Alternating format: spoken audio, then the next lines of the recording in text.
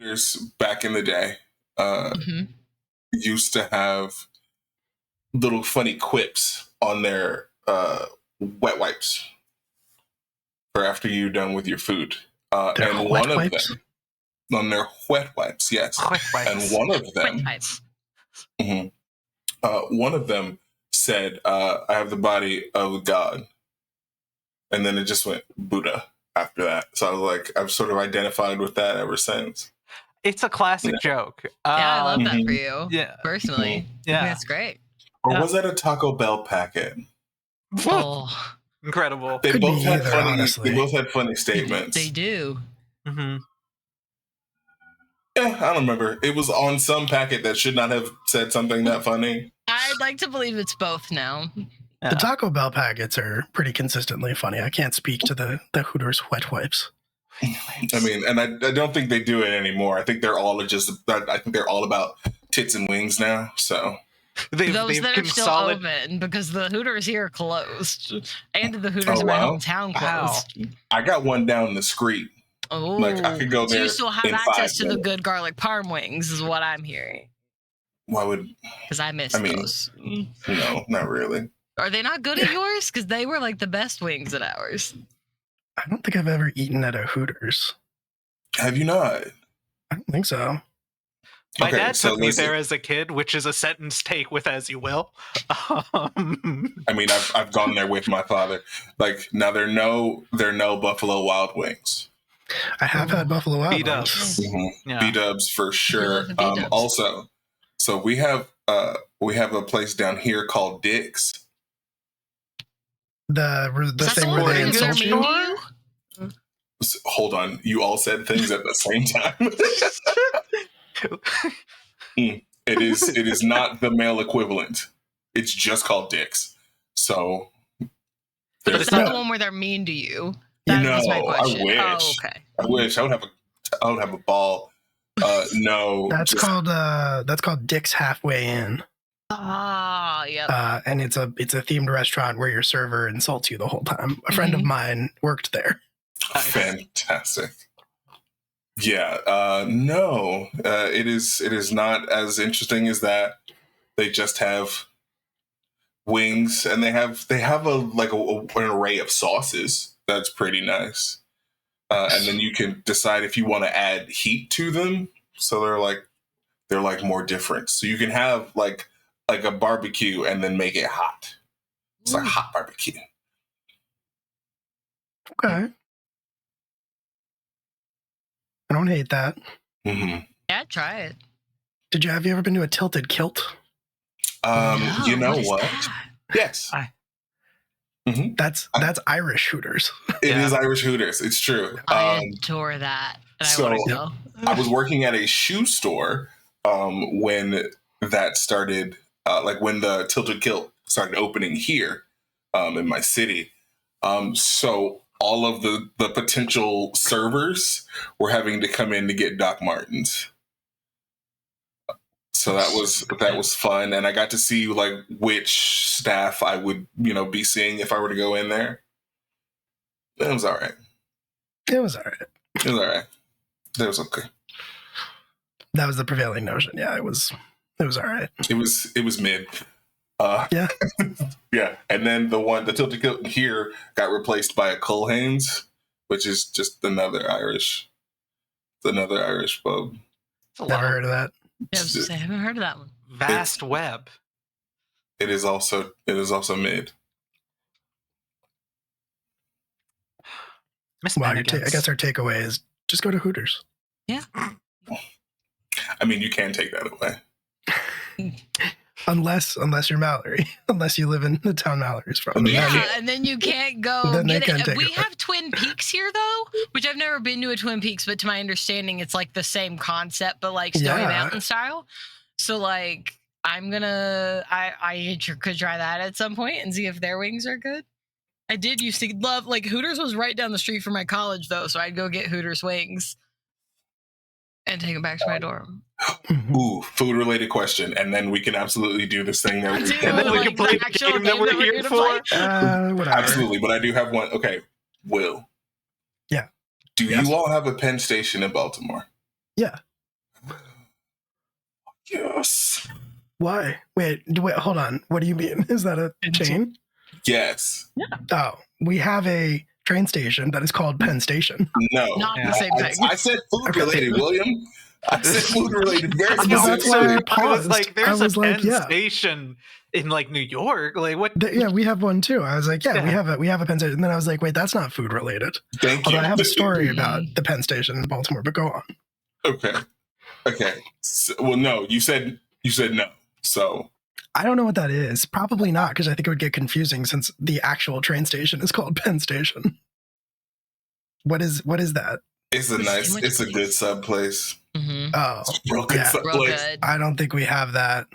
Much better than Jimmy John's. Correct. And people will fight me on that, but I don't care. I'm We have right. a Hey, that's a hell of a couple- moment to die on. Yeah. We have some Jersey Mike's. I Is like that Jersey better? Mike's. Jersey not the Mike's same. is good, but not the same. No. Penn Station is where it's at.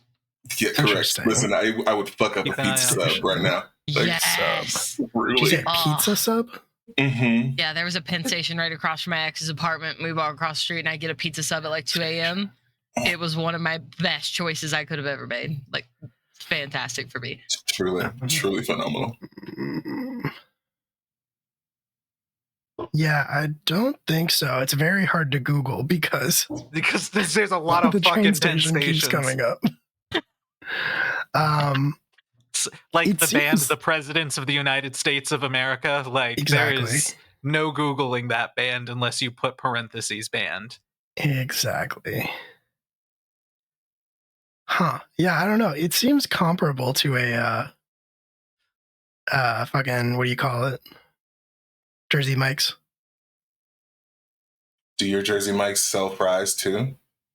I don't know actually. I'm Wawa fairly does certain. now.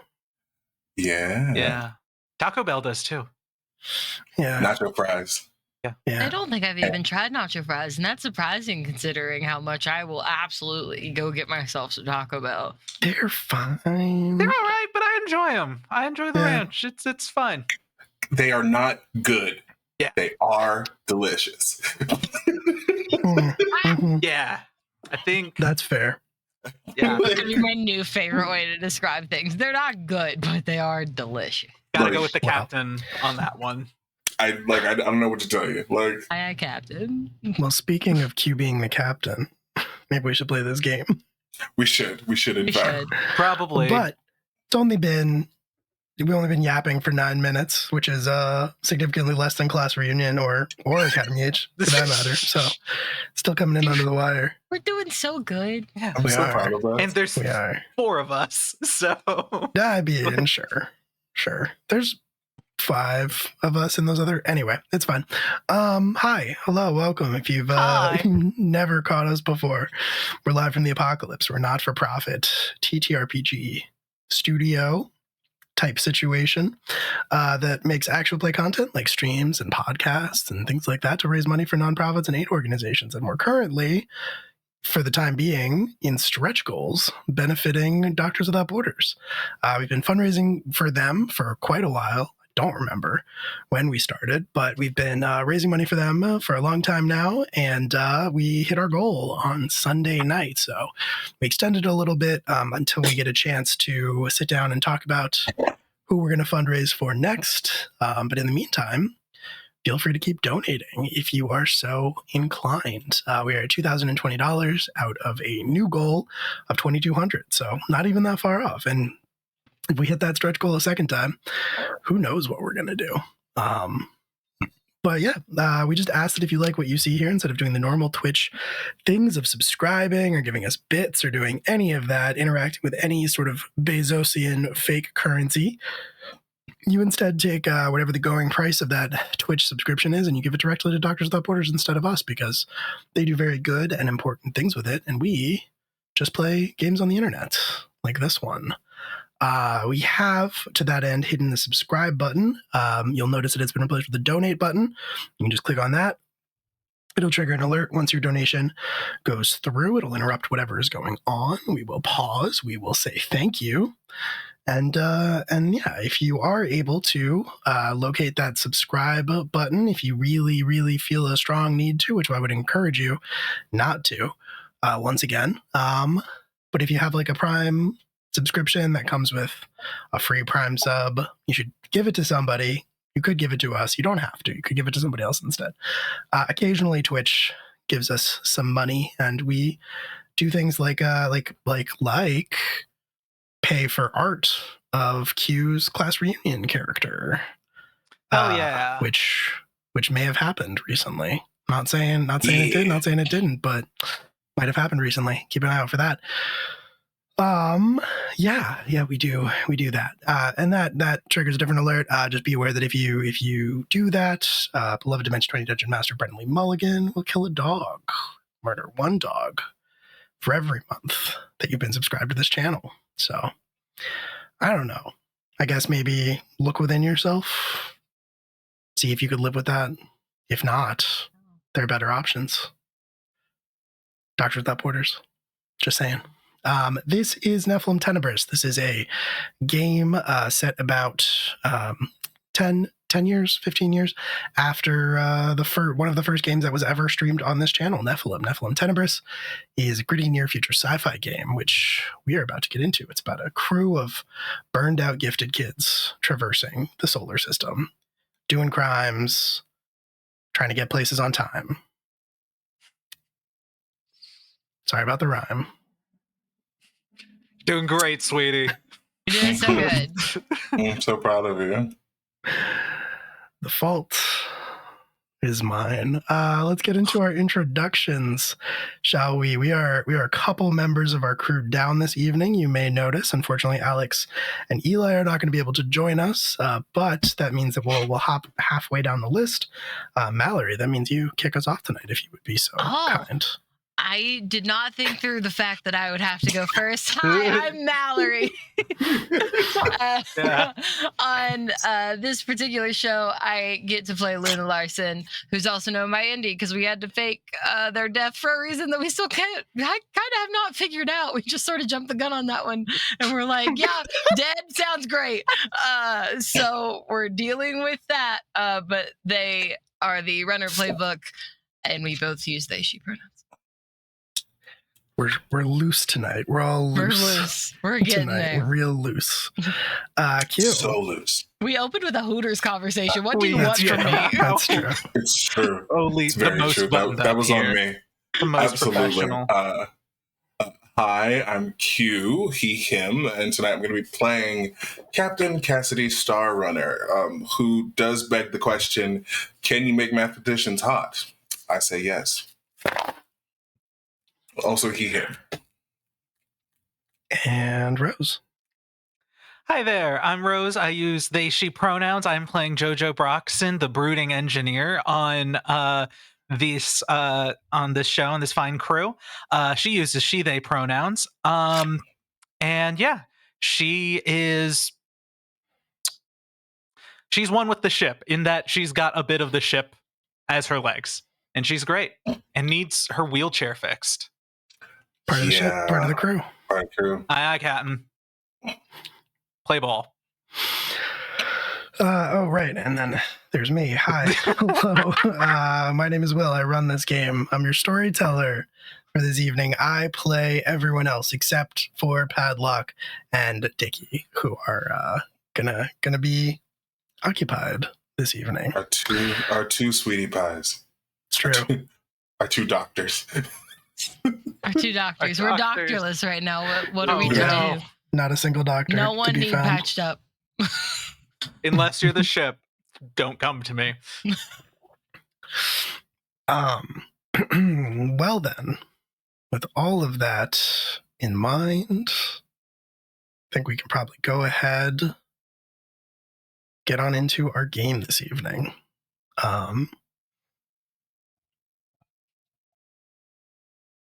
Cassidy, you leave the room where Dickie is seated. The empty, sort of interrogation-looking room where he's currently being held after he murdered a man here in Independence, Mars. And once you are outside, Maeve Delaney meets your eyes.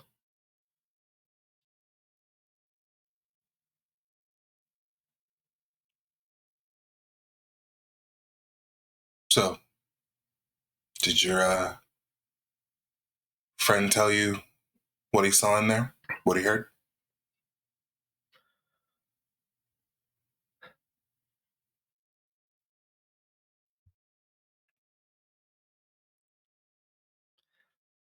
Look, Cassidy, it's not like I don't believe you. It's not like I don't believe him.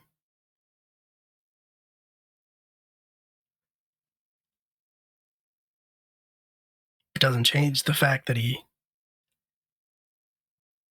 killed a man. Not just any man. He killed one of them. And her eyes kind of dart over to where the soldiers are standing by, kind of glowering in the general direction of the room where Dickie is held.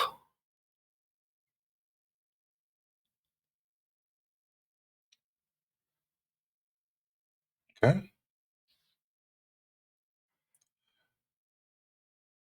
Then how do you suggest that we proceed? Because they're not killing him. Oh, man, of course. Of course they're not killing him. Of course they're not killing him. I wouldn't let him.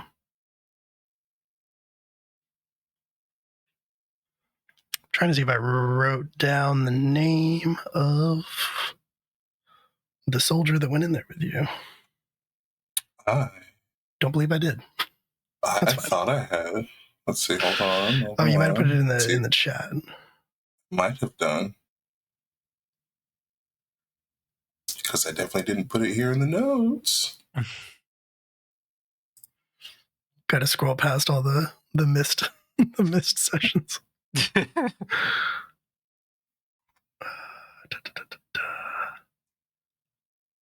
is the wrong chat. Is it? Okay. Well, if you find it, let me know. But in the meantime,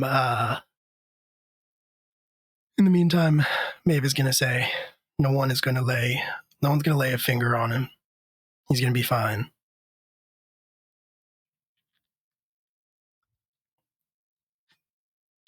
I think for the time being, the safest place for him is gonna be right here.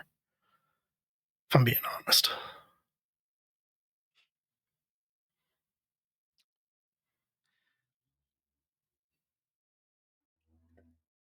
Is there going to be some sort of like a trial for him, or what?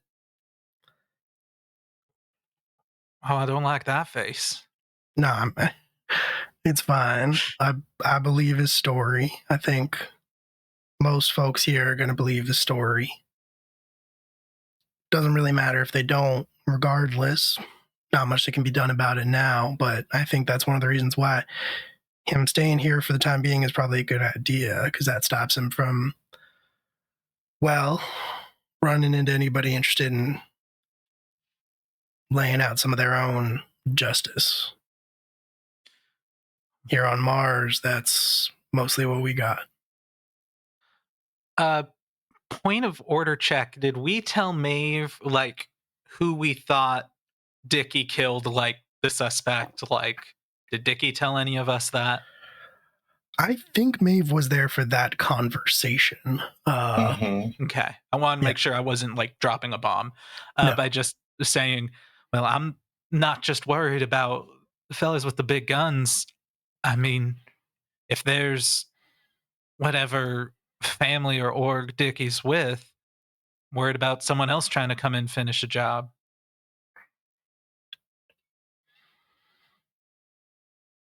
I guess this is the safest place. It's a valid concern. He's here.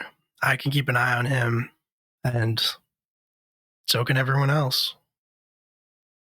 Stop anyone from trying to make a move, regardless of whether they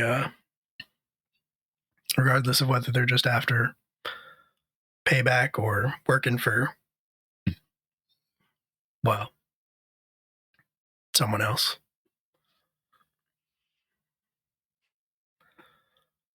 All right. So are we trying to do this run just us? What we do now? You got any doctors over there? In that other settlement? Parable. Yeah. Okay. Yeah, there's a doc out there.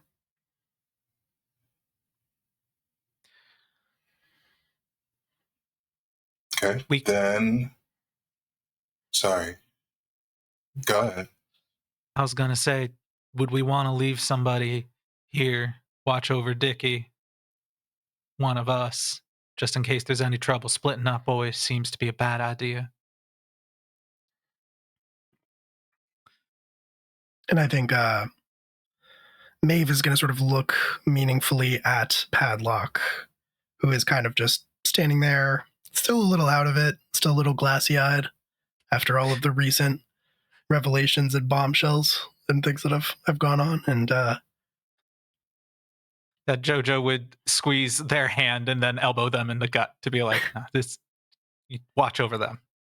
Yeah. And Maeve says, might be able to do some tests of my own, try to figure out what exactly is the status with Padlock.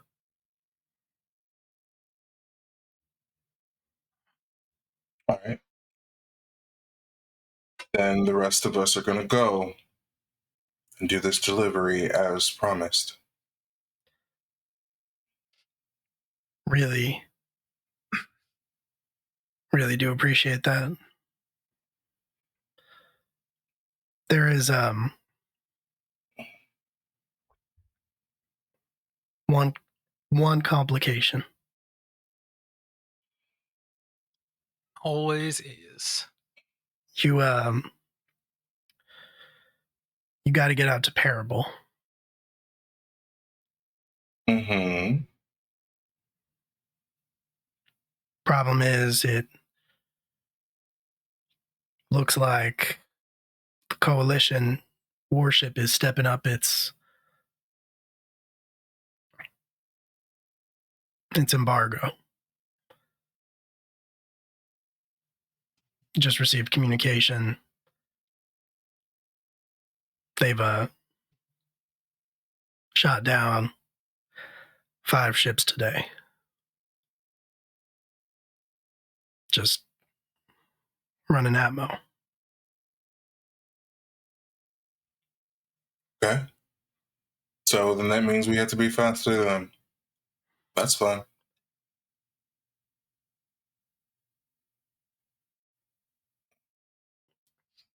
That is a possibility. If we want to leave it up to that, there's another option. Here on Mars, we use these transports. They run from settlement to settlement. They're called crawlers.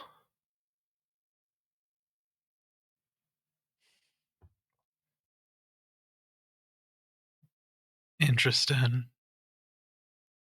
So Can have to be draw on the less ground? attention, that's for sure. To be on the ground? Come on, Captain. It's just like riding a bike or flying a cruiser. Crawlers run all over the planets, and they haven't made a single move to try to take them out yet. Might be a good option. Not Certainly exactly a better way thrill to of the sky, but it'll do for something like this, especially when I know normally we would be faster than anybody, really easy, but we're also down to especially those that treat injuries. So first you tell me that there's no math, and now you're telling me I have to stay my ass on the ground? I hate this day so much. We all have our crosses to bear, Captain. Listen, Mayor, you got a my chair?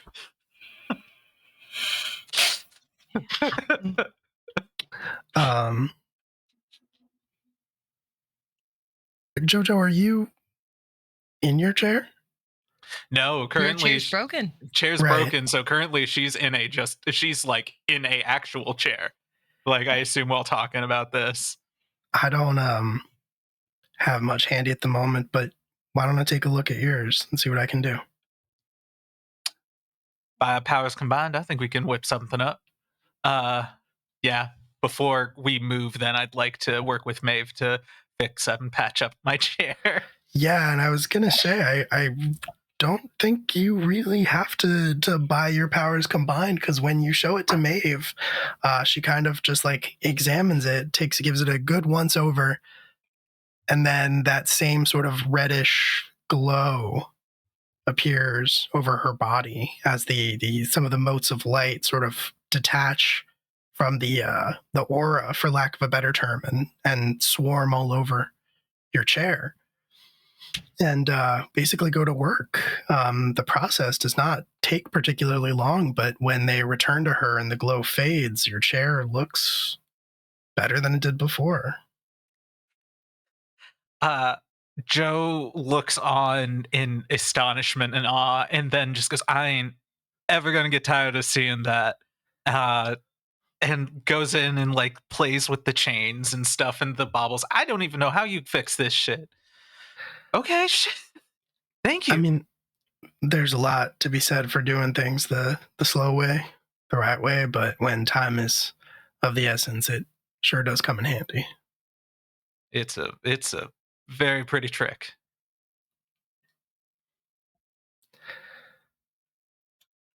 Are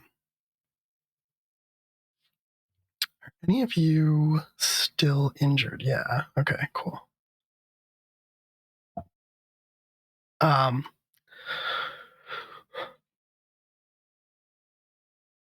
While that is going on, Cassidy and Luna, you are more or less left on your own outside of, we'll call it Dickie's cell, even though it's not a cell. Definitely not a cell. Definitely not technically a cell.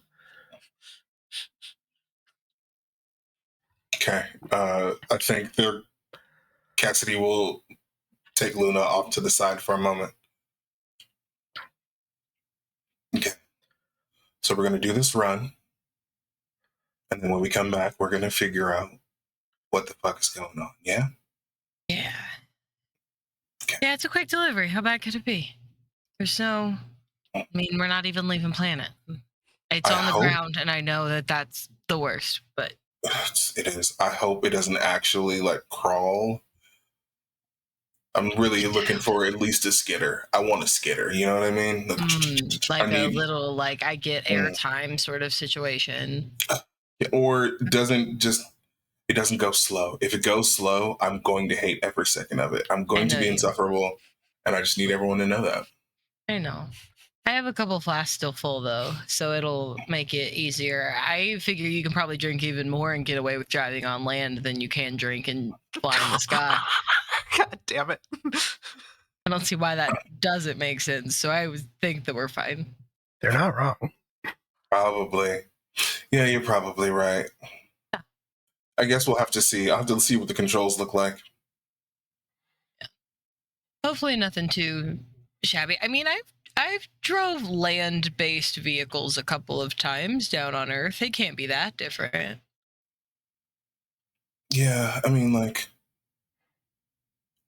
we had skiffs, you know? Yeah, just had fucking fun. So, like, I know how. baby. I'm not worried Slop about, that like, down, not being dude. able to. I just... Yeah, dude, crack one for No, the big that's boy. fair. We are in space for a reason. We're sort of... You better say thanks, Will's mom. I know. Thanks, Will's mom. Thanks, Will's mom. Thanks, Will's mom. Sorry. No, I saw it come up, but I couldn't read the name, so I'm glad. No, you were right to do it. You were right to do it. Hell yeah. Yeah, and we just have to make it there are back the three of us, and I'm sure Pat will be fine with Maeve in the meantime, and no one's getting to Dickie in that cell, no matter how much they probably want to. Yeah. When we have time, when we get back, are we gonna? You want to check out the corpse's room? Oh yeah, for sure. Great. Yeah, we need to ransack that thing. I want to know who that actually is, because there's no way the name that they gave here is real. Right. I want to find all this shit on Dick's mom. Every time we hear anything about her, I like her less and less. Oh yeah, honestly, like. And you know what's going to be real annoying? You know she's going to be hot. You know she is, and that's going to be. She is, because that's how this always goes. Unfortunately, is that the bad person, the bad one's gotta. That is going to be really unfortunate. Okay, so note to mostly you, but sort of me, but mostly you. But you also sort of have like a person now. So like maybe we don't have to worry about it as much. I'm just saying, if you see a hot lady that could be Dickie's mom age, don't flirt right off the bat, because I've seen you do it before. And like, wouldn't it be kind of the worst if we flirted with Dickie's mom on accident? It would also be kind of great, but also the worst. You are right. Yeah, no, you're right. Yeah, you're right. Just like if she's in the age range, you know what I mean? Sure. If you see like older or younger, go for it. As far as I'm concerned, unless you think that it would make Neville sad. In which case, you know, it's your possible person. I don't know. I did. I've just never seen Cassidy Starrunner settle down for even half a second. What? I saw you start to get feelings for someone once, and you got scared and immediately went and found someone else to spend the night with. Don't know what you're talking about. That was years ago. You've changed. You know, it's fine. I don't know what feelings. I don't know what those are. You don't. No. I am looking around just to make sure that Nevin's not like around. Not in your immediate vicinity. Yeah. Okay, cool. Don't worry, Nevin boy's not here. Nevin, Horace, which one do you prefer? I'm curious. Which one do you use in front of other people, and which one do you use when it's just the two of you? Is it different? The same? I will thank you very much to mind your own damn business. And as your second in command, honestly, I deserve that. Fair enough. And either way, I'm happy for you, Captain. That's all I'm saying. Listen, this is a right now thing. We've got too much going on for this to actually be anything. Plus, I am awful as a partner. So, like, I think you would make a wonderful partner to the right person. And for the record, even though this is a for right now thing, this is the longest for right now thing you've had maybe in our entire friendship that seemed like you wanted him to stick around. I'm just saying. I'm just happy for you. I'm happy that you get to have this, Cass. Let me be happy for you. Sure, I guess. Hey, give me one of those flasks. All right, fair. And I take two out of my bag. Whiskey, rum. No, whiskey's gonna make me fight. Rum it is. Rum for you, whiskey for me. Good job. All right, and then we'll rejoin our JoJo. Yeah. Start just taking sips, watching JoJo, and maybe fix the wheelchair. Fresh set of wheels. I'm ready to go. Shiny and new. Okay. I don't think she's ever looked this good. Okay. Have you described the wheelchair before? A little bit. It is before it was a little bit probably more rusted and welded together. There are trinkets of charms that Padlock has given her throughout their years of knowing each other. So there's just various gears and baubles that we've seen them give out before. and then it's also on the chair part is painted purple, and it has Tenebris on it. Nice. Yeah. Cool. Yeah, you see it roll up, and it does in fact look shiny and new. Much nicer than you have probably ever seen it before, any of you. Is it weird that I missed it a little dirty? I don't know. It's beautiful. It's got the new chair smell, which I really like. It doesn't even squeak. Give it a week in the engine room. Oh. Yeah, give it a week in the engine room. You'll be fine. Captain, give it 3 days, please. I was trying to be generous. A generous read, but no, yeah, you're right. Oh, you are a gentleman. I try to be. All right, Maeve. We need the supplies. And Maeve does.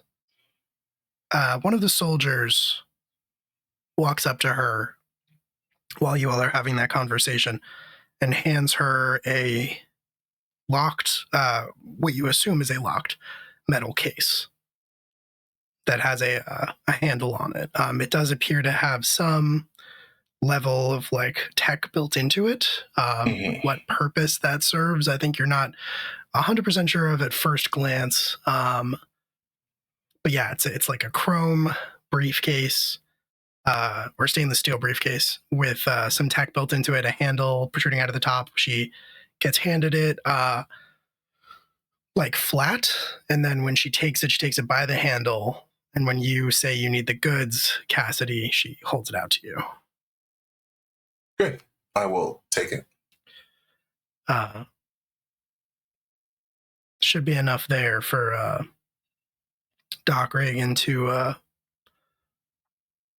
make more if he needs to, manufacture more. Okay. Sounds good. We'll be back before you know it. Just make sure you keep an eye on it.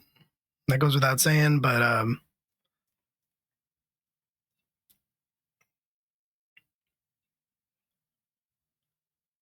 if folk on this planet see that you are protecting something, carrying it like it's valuable, they might try to take it from you just on principle, thinking they can, whatever might be in it, they can turn it around.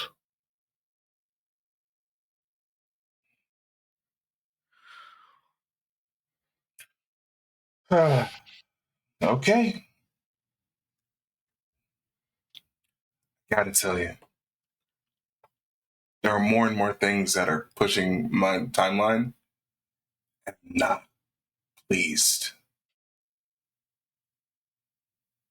I just want everyone to understand. Understood, Cap. We'll Red get back loud on and track. clear. Come on, space can't be that different. They'll be fine. Is this thing slow? Not particularly. There you go, Captain. It ain't gonna be the empty, but it'll be close enough. I think it'll be just fine for your tastes. Down. I don't say anything. I just do that soft knock of my flask against yours as a reminder that there's alcohol. Don't worry. Sure is. Thank goodness. And he's going to continue on. Nice. And yeah, she'll say before you depart, that'll be leaving out of the west gate fairly soon. You want to get over there and make sure that you secure your spot. You'll have to pay for passage to make up appearances, but if you're hurting for money, I'm happy to compensate you. Wait. Hold on. So I'm not even driving it? It's a transport. Oh. Oh no. There's Parable's a growing settlement. There's all kinds of work out there. People are headed west. all hours of the day. It's one of the reasons why I said you'd be able to fly under the radar, because it'll probably be pretty packed. Mm-hmm. Mm-hmm. Mm-hmm. Mm-hmm. Mm-hmm. You know how you love undercover missions, Captain. Just not even responding. He's just walking towards the west gate, probably. We'll be back. Don't worry about him. I mean, I I'll certainly let you. hope so. I'll let you know how it goes, but I'm sure we'll be back before you know it. We'll catch you.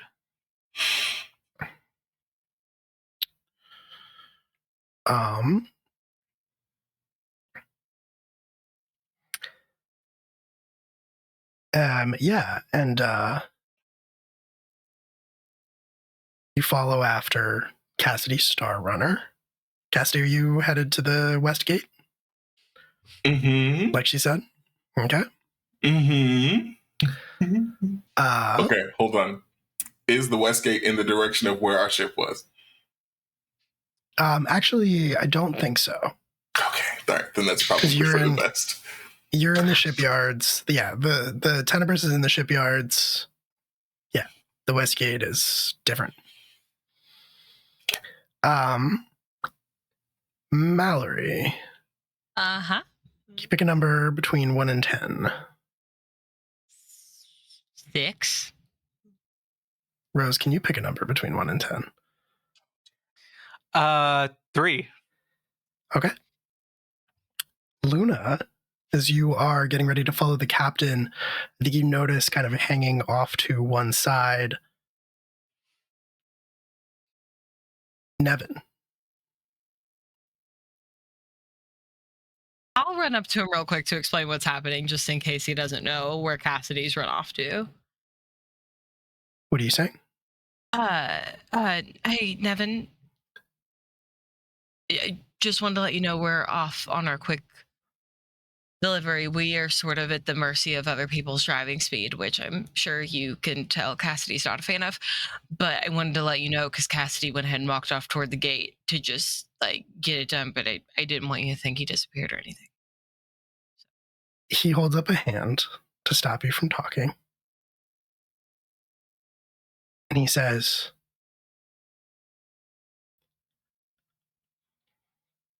you don't need to explain anything.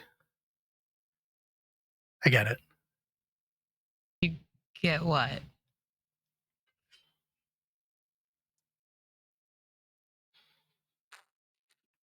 It's not real. Oh, It can't be. Oh no. What do you mean it can't be? His words, not mine. You heard what I said to Cass earlier. I heard what Cassidy said to you.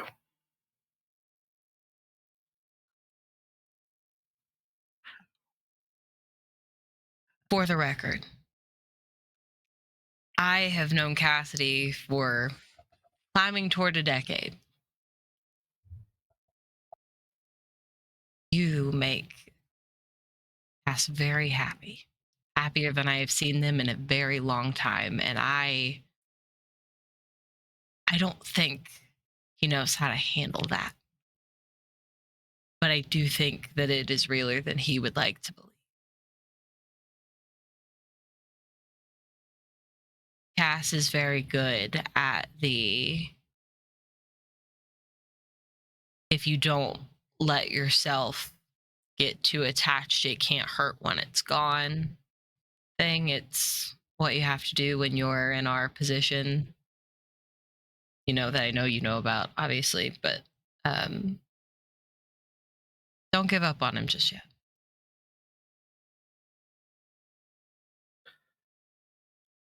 That's a nice theory. But I deal in facts.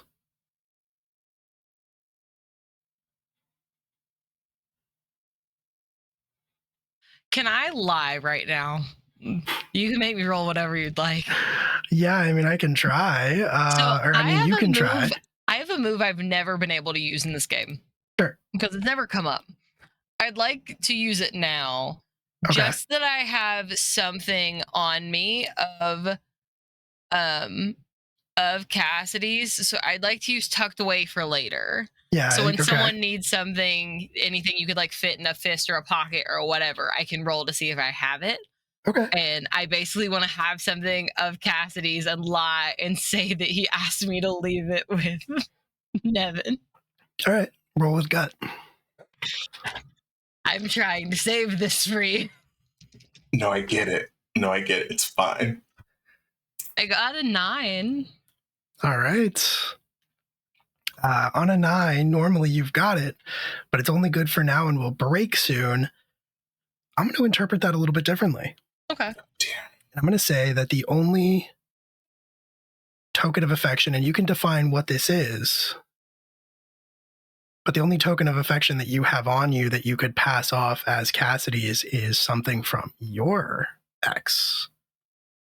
Oh, no. Okay, no, I think this makes sense. I will go into the pocket of my jacket and pull out an old bandana. It's black and it's folded up just into like a strip, and it's something that every once in a while Luna would wear around their wrist. Never giving like an explanation to what it is, but this was something that they took off of their ex's side table as they left. And they'll hand it to Nevin. Cass wanted me to give this to you. He wears it all the time. But he wanted you to have just a piece of him. rip it, baby. Slop just didn't have time to drop it off himself, so unfortunately you get his second in quick. Thank you for the donation, first and foremost. And second most, Luna, not only are you passing this off as a token, you are lying about it. Oh. So I think you also are going to have to fast talk. You're going to have to also roll with face. Face isn't great for me, but I'll try anyway. Yeah, let's do it. I can't decide whether I want this to pass or fail. Okay, I got an 8. All right. Good old 6 and a 2. Hell yeah. All right.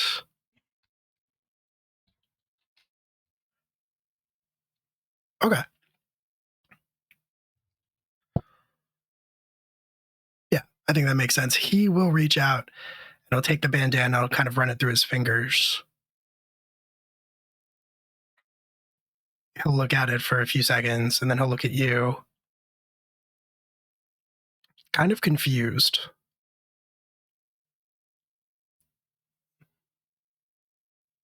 Then why would he say those things? I don't know that Cass understands the feelings that he's having right now. It's a thing about wanting to stay close to you, but not wanting you to have to follow us into whatever danger we're walking into.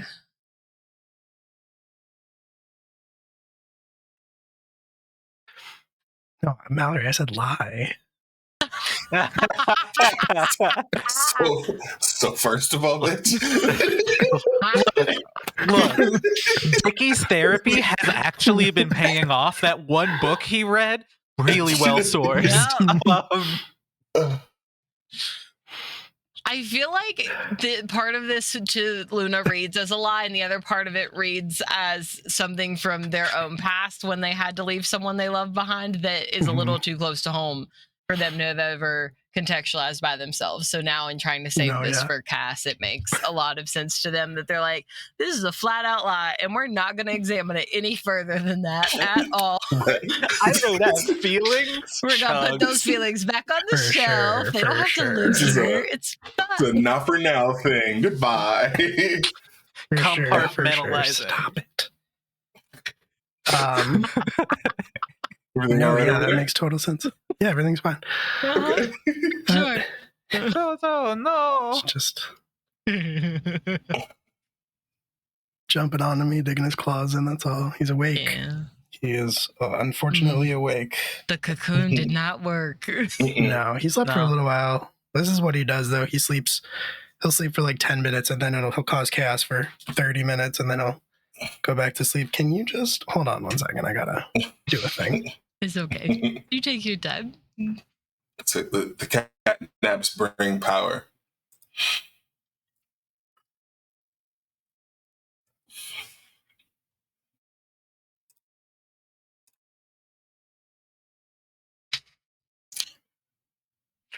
Distraction. Mm-hmm. I used to have this book here to take notes in, and now it's just here so that I can quickly rip paper out of it to ball up and throw into that corner. And then he just plays with that for a Unreal. while. It works. Amazing. Don't argue with results. No, Absolutely. if it's stupid and it works, it's not stupid. It's true. Nevin sort of nods at your words and says, well, if he asks, you can tell him that I expect him to find me when he gets back.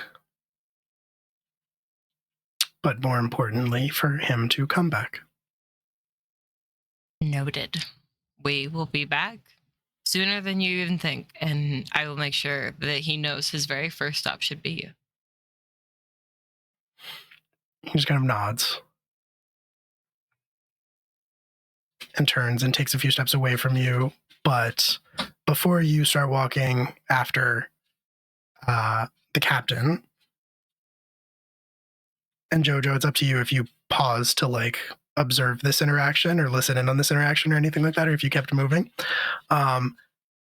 You see him, he just takes a few steps away, his back is to you, but he like stops and he holds on to the bandana. It looks like he's looking down at it. He just kind of stays like that for a little while as you go to catch up with Cassidy. Hey, Cap. Just a real quick side note. You used to wear a black bandana all the time, and you just asked me to give it to Nevin, and so Nevin has it now, and Nevin thinks that it's yours, and I think we should just stick with that. Okay. Is it And that just why you gave him your black bandana? Look, it's What do you mean? What do you mean? Why? So this boy was heartbroken, like leaning up against the wall because he heard what you said earlier. And so I just tried to fix that for you really quick. But for that to be fixed, I'm going to need you to go with that little lie that I told him about that being your black bandana, because I just gave him my black bandana. And I said Your it was black. yours. You gave him your black bandana. Yeah, and I just said that you wear it a lot and you wanted him to have a piece of you while you were gone.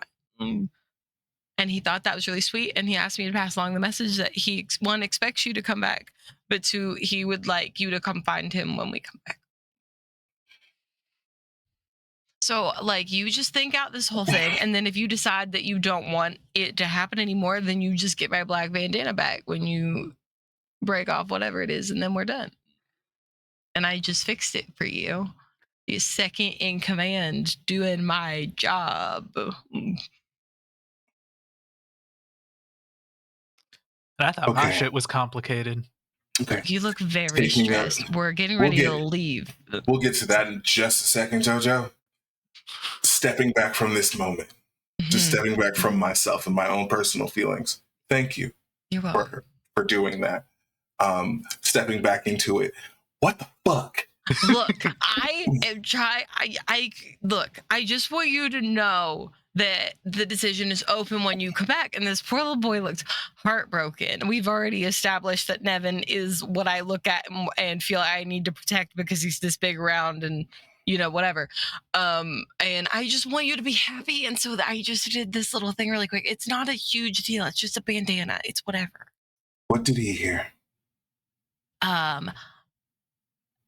He heard you say that this couldn't be real and that it wasn't that sort of, like, I was trying to tell him, like, just so you know, this is where we're going, but we'll be back. And he basically was like, you don't have to explain anything to me because it's not real. And I was like, what do you mean it's not real? And he said, well, those were Cassidy's words.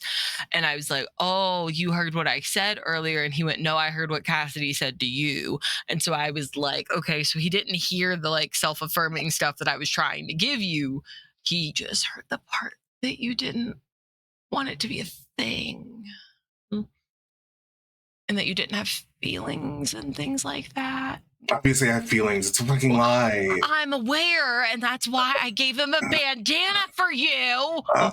So no, you just, while we're on our little journey, Yep. you just sort through this in your brain space, and I'll figure out the rest. And I then really feel like that's a lot. You're asking a lot of me. Yeah. If we could figure out like the first sentence of what like your real feelings are, I feel like that'd go a really big way. Because when we get back, he wants to see you. Not doing that. Yeah. No, you definitely are. If you're not going through with this, I would like you to attempt to get my bandana back. I'm gonna get your bandana back. That's happening. But I don't know what the feelings part. That part is. You sort that out on your own time. I have flasks to help along the way. And we're just going to sit here. So bad. And I'm just going to lie to you. I'm going to lie to you. I'm going to lie to myself. I'm going to lie to God. And I don't want to do that. I think if you drink enough, that lie will at least come out super high and squeaky, and I'll know that it's a lie. Or you'll just cave and you'll cry and you'll tell me the truth. I know Dickie took mental health therapy class things, and I have not, but that does not mean that you cannot talk to me, especially because Dickie's a little preoccupied right now, and he can't be anybody's therapist. So I'll be a therapist over whiskey and rum. Me, psychoanalyst. I just want to get this done. I want to get this done. More importantly, I want to leave. I think that's where I'm at, right? Okay, cool. Then we got to go to the Westgate, and then we get on the bus. And we drink all the way there, and we deliver a thing, and we drink all the way back, and then we get our boys, and we go. Yeah, that sounds great. Yeah. Hey, JoJo? Hey. Yeah. What's up? What the fuck complicated are you talking about? I have no idea what you're talking about. My shit's super simple. That's a bullshit-ass lie. I have no idea what you're talking about, Captain. I have no idea what you're talking about. I got fresh wheels. I just run after JoJo with the whiskey, being like, "You talk about your feelings too. I am the only one that doesn't have feelings of sort." Family therapy on the bus, everybody on the crawler. Let's go. I hate it when we do family therapy. Not my fault. I'm never the one that needs family therapy. You just sit there and drink and listen to everybody else. My shit's great. Mm-hmm. Totally. Yeah, for sure. No notes. Yeah. You move through Independence Mars, and you move through Independence Mars. You pass all of the people that are kind of just going about their lives, living their best lives here on the disputed territory planet. Independence retains a lot of the traditional Martian landscape, despite the terraforming that has taken place on a lot of the rest of the world that have made the soil more fertile, where things have been able to grow, albeit with some strange and unexpected results. Independence remains very deserty, very rocky. And the architecture, if you can call it that, kind of reflects that. It's just sort of built up on that rock and sand, except for the military base that kind of composes the core of the city, where you just exited from out into the blazing Martian sunlight. And as you start making your way through, a few people call out to you, not you specifically, but just like all of the passersby, offering you things, weapons, food, supplies, very much like the entirety of at least this stretch of Independence seems like kind of just open air market, kind of just a free for all. And if there is anything you're looking for, you are welcome to sort of stop and pick it up if it's available. But assuming that you are pretty stocked up with everything that you needed from your ship or what you had on you, you eventually arrive at what is unmistakably the West Gate, which is kind of a weird name. Like, there is a scrap metal constructed archway with the phrase Westgate scrawled across the top of it in like fading spray paint. But it is completely freestanding. There's nothing that it's attached to. You get the impression that it's kind of more of a joke than anything else.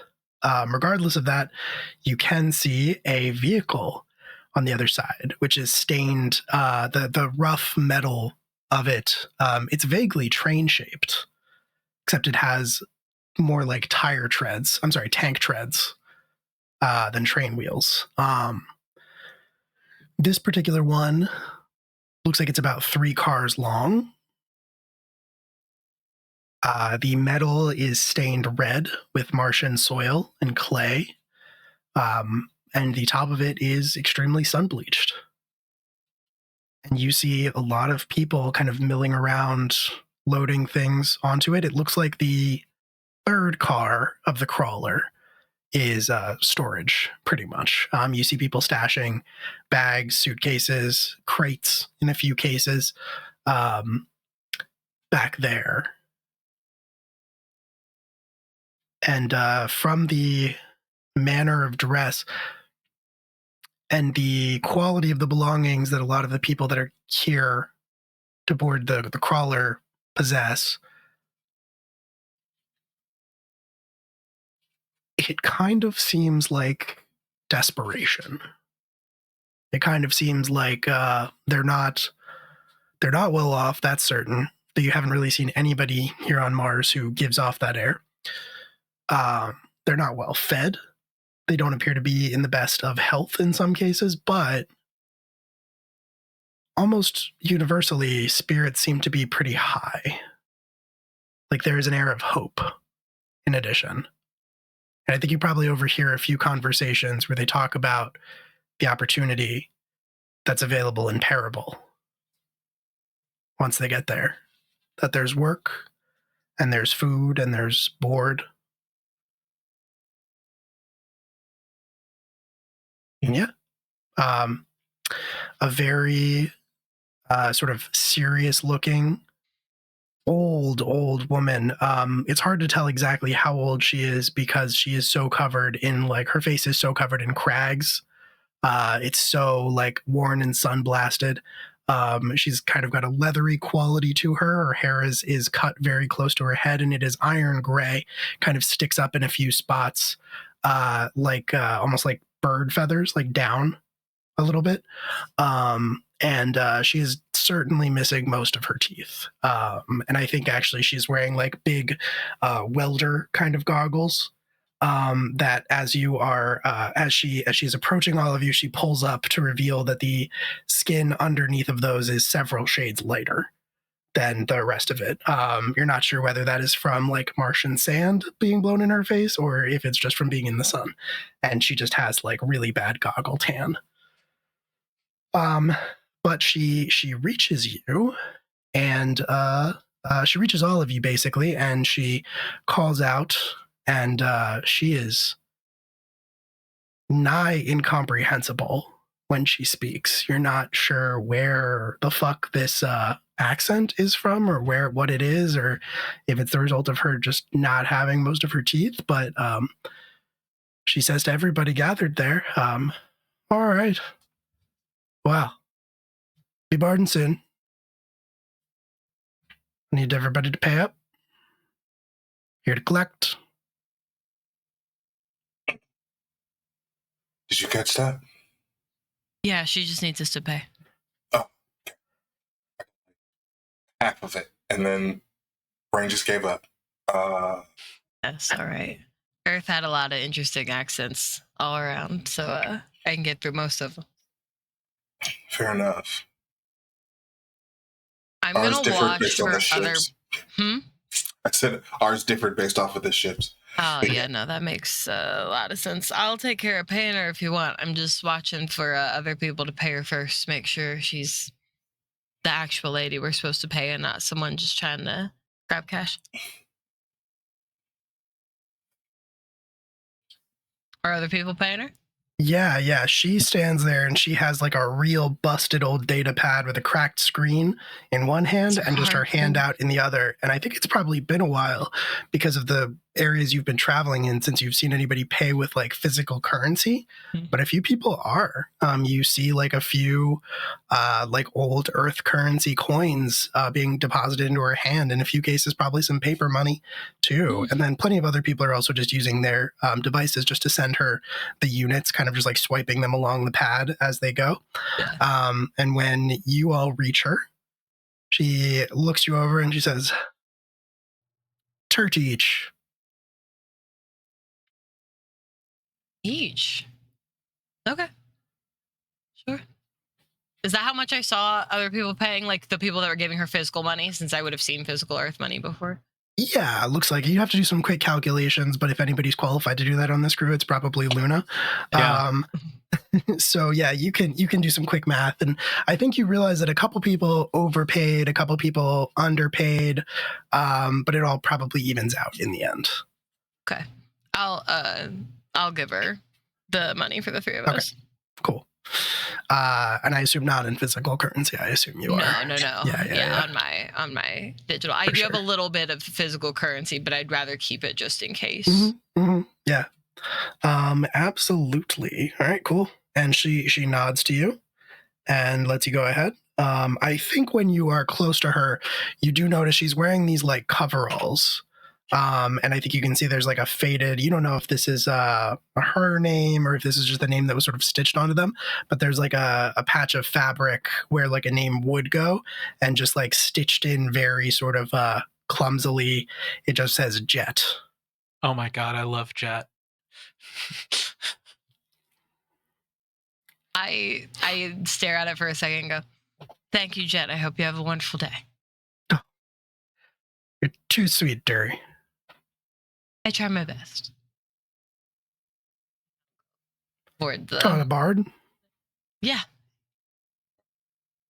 I'm with you, Captain. We'll just... You're all good. You just go ahead and go. Context clues, Captain. Come on. Yep. We'll just nod and go. Yep. There's just like, if I can, like I'm trying to shake her hand. I want to understand you someday. I mean, she looks at the data pad in one hand and like the money that she's holding in the other hand, and she says, "I didn't have to tell you, darling. I just can't help you." So he's just gonna go, "I'm gonna understand you one day." It just turns and walks into the... Dust of spirit. Oh, Dust of spirit. Yeah. Don't you worry, I'll teach him. We got this. I'll climb in after you all and sit down next to Cassidy. She just said she didn't know how to help you. It's all good. She didn't want to shake your hand though. It seems she appreciates friendliness. Yeah, listen, I got the vibes, just not the words. You know what I mean? That's all right. Like the context is there, but I don't like not understanding people. Don't love that. It's fine. I think I know what it is, and I'm gonna figure it out. That's like 50% of a conversation anyway, so there you go. Halfway there.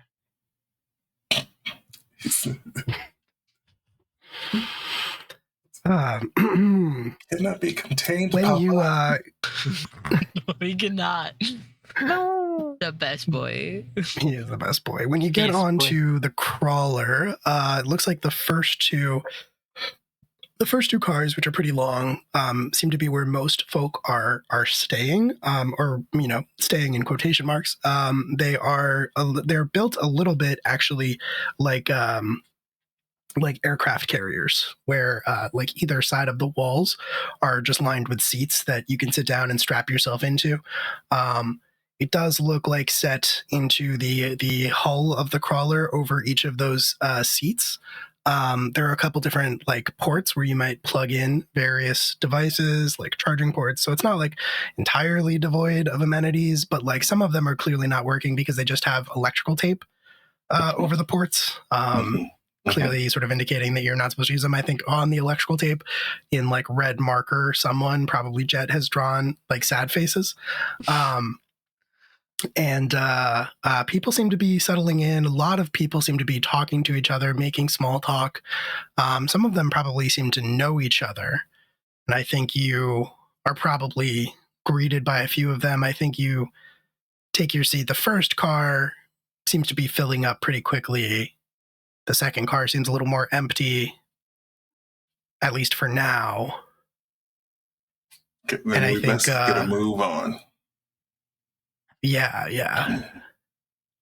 I think as you sit down and like start to settle in, strap yourselves in, I will ask, are you putting any of your stuff in the luggage car? Because there's not a tremendous amount of room for anything in the passenger cars.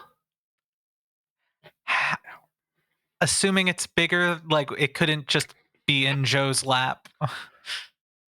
The case? Yeah. I mean, it's briefcase sized, so it could be. If it's briefcase size, could we potentially put it on my lap and then like have something over it, like a jacket or like a blanket? poncho blanket? Yeah, we could have we did have room and ability to stop by the ship, so we could have grabbed a blanket. Mm-hmm. Yeah. Even the market, like there's a thing, and yeah, he just like immediately passed the fuck out. Yeah, immediately. He's in Papa's arms. It's because he's perfect. Yeah, it's story time. It and is time for snooze. Story time with Dad. Yeah. 100%. Yeah. So there is an area in the second car specifically, where like a corner where there aren't any chairs that are bolted into the wall, and there is like a again kind of clumsily in yellow caution paint, just a square marked on the ground, which is exactly enough room for you to put your chair. Jojo. Perfect. Yeah. E-brake on. Will take one of the chains that she has and ties them to like the rail to have a little bit of stability. And then case in a lap, blanket on top, polite conversation about like talk events and stuff to sound like a recent like expat here for a job. Yeah, no, very cool. This is hysterical. 100%. Yeah. Frodo likes this idea, and he's saying, don't ruin it. Let it be fine. Don't ruin it with something bad happening on the crawler, Dad. They're trying their best out here. Yeah. See, look, E.T. Rose had a really good idea, and so now she wins Rest Hulks. That's what he's saying. That makes sense. That tracks. Yeah, that's what. 3 out of 4 folks agree. What's that, Frodo? What do you want me to do to them? No, don't listen to that. I don't know. That'd be pretty mean. Frodo, no. Betrayed by Mr. Frodo, you're 50% of this GM team. You can do better. Make better choices. Mr. Frodo, to sleep quickly, Mr. Frodo. I'm gonna try to put him back in the thing, but I don't know how that's gonna go. Rose, while Jojo is like locking in and strapping in and stuff like that, I think you become aware that there is a child standing like outside of the square, just kind of looking at you, watching you do this. They kind of just have materialized out of nowhere. Their clothing, it's a little bit grimy and a little bit torn. They have like very sort of twisted locks up, a very big hairstyle on top of their head. And they are just kind of watching you, mouth agape. You can see like both front teeth are missing. They're just kind of looking at you with awe. She shoots a what's up message. Or like not a WhatsApp, but like shoots a head nod at the kid. He's not jumping on. Like, I guess this is a transport ship, or well, he's on the crawler. He's just watching you like lock your chair into place and make your preparations and things like that. And as he does so, he's just like, "Are you a cyborg?" No, that's my other friend. I'm just I just got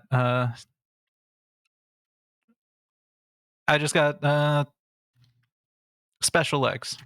Clang clang. It was an accident.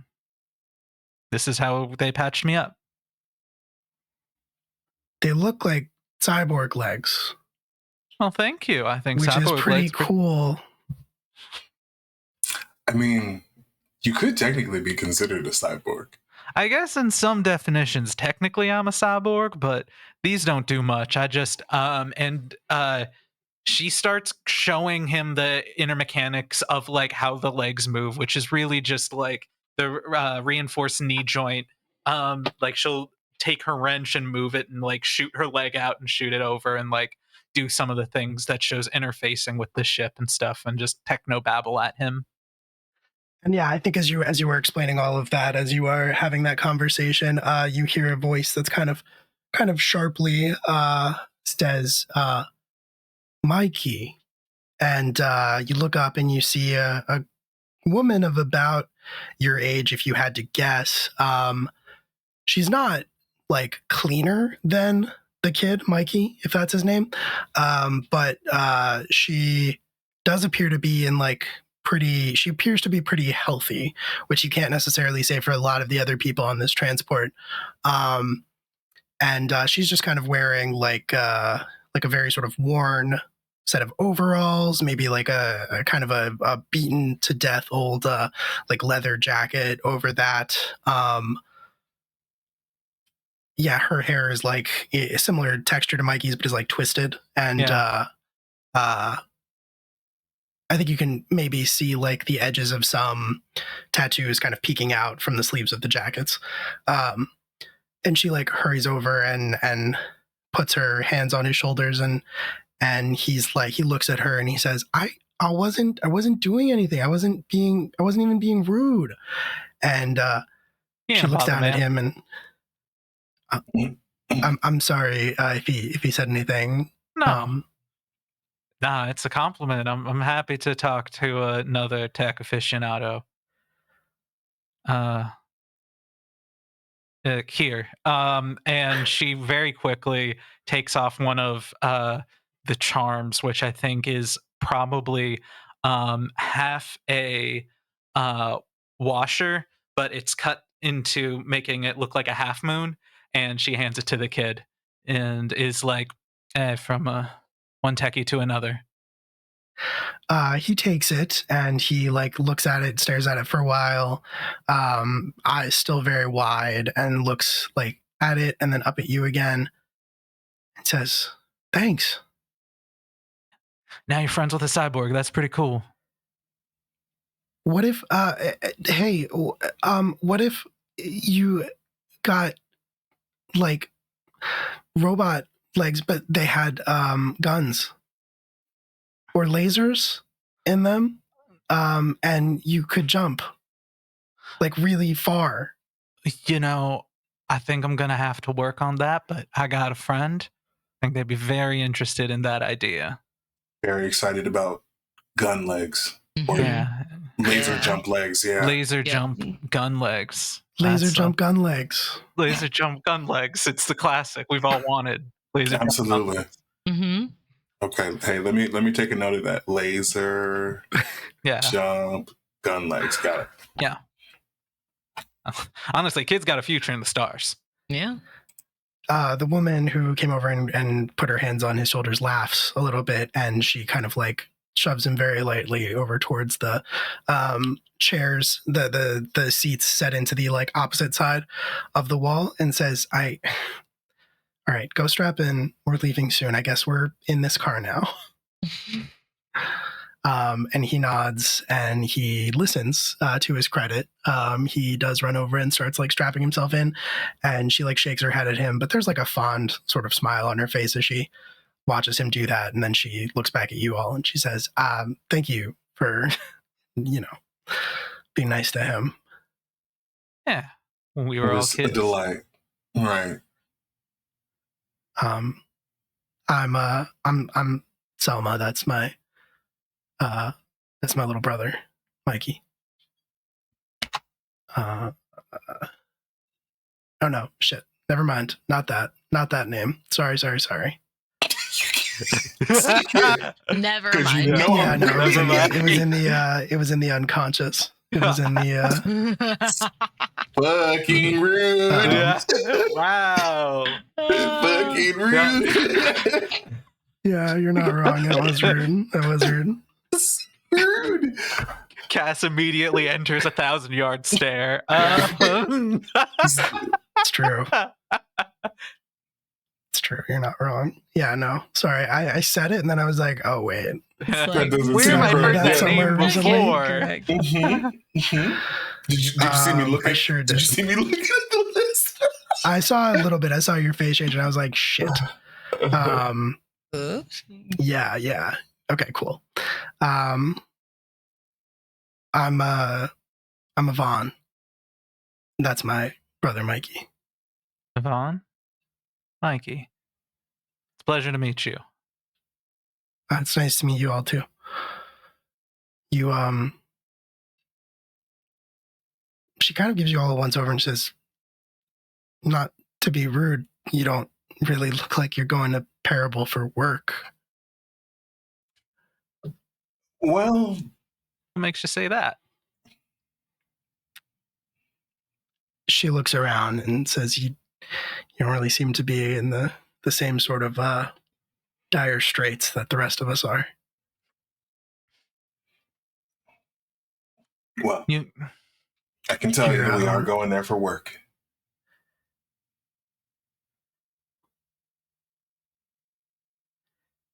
And I think that puts her a little bit on edge. And she says, she kind of, you see her like body language changes a little bit when you say that, Cassidy, and she kind of like crosses her arms defensively over her stomach. And she kind of like looks around again and she leans in and she says more quietly this time, look, folks on this transport didn't really have anything, or else they wouldn't be going to Parable, and they wouldn't be going to Parable unless they didn't have any other option. So if you're planning to, I don't know, maybe just wait until you get there. We're not looking to take anything. Especially not from anybody here. We swear. We're here because we got to get to Parable. like you said, we wouldn't be here unless we had to. Same with us. She looks a little bit mollified, but still a little bit on edge. Okay. And she looks like she's about to say something else when the intercom throughout the train crackles to life, and you hear Jet say something absolutely incomprehensible even to you, Luna. But once again, the message seems clear. Yvonne nods and says, all right, well, I guess I'll see you around when we get there. And she goes and takes a seat next to her little brother and straps herself in, checks his straps to make sure that they're tight. There's one more blast of Jet talking over the intercom. And then you hear something start to roar loudly enough that your first immediate thought is that something is very wrong. But the noise doesn't like stop. It doesn't get less quiet. And nobody else seems to be reacting to it. Everybody else seems to be pretty inundated to it. So you feel that the crawlers start to lurch forward. And you feel it start to pick up speed. And for a little while, the noise is getting louder. That sort of like clanking, grinding, really unpleasant roar of the engines, whatever these are powered by. And then it reaches a certain speed where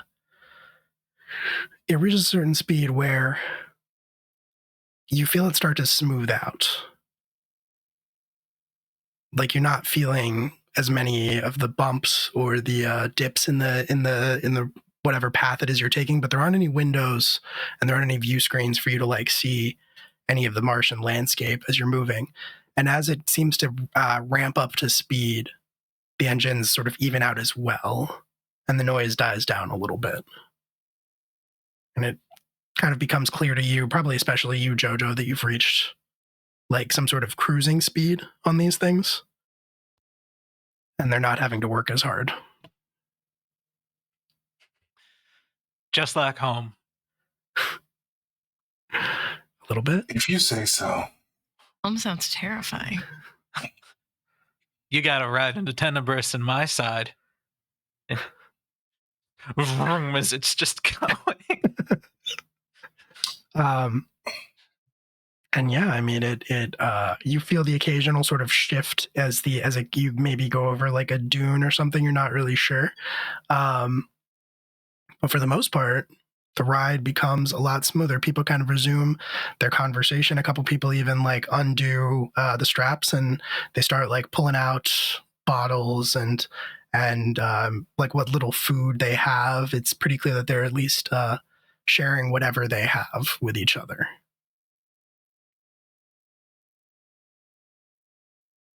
Do we have any snacks? Yeah, I got a few in my bag. Good. Luna's always got booze. I did remember Affectionate. food this time too. Oh no, I did take that affectionate, but I remember food this time too. Are you sharing the booze? I think I would with Yvonne. Like if she's sitting near us, I would offer her some of mine. Yeah.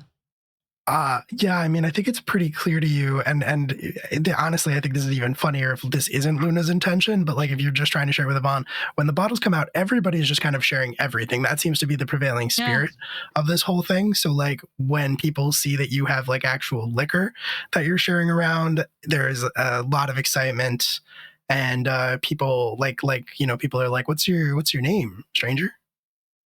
Oh, hi, I'm Indy. It's nice to meet y'all. Indy's got booze, everybody. And people are like lining up and joining you to get like a little bit of the alcohol. Obviously, it's not going to last for long, but That's all right.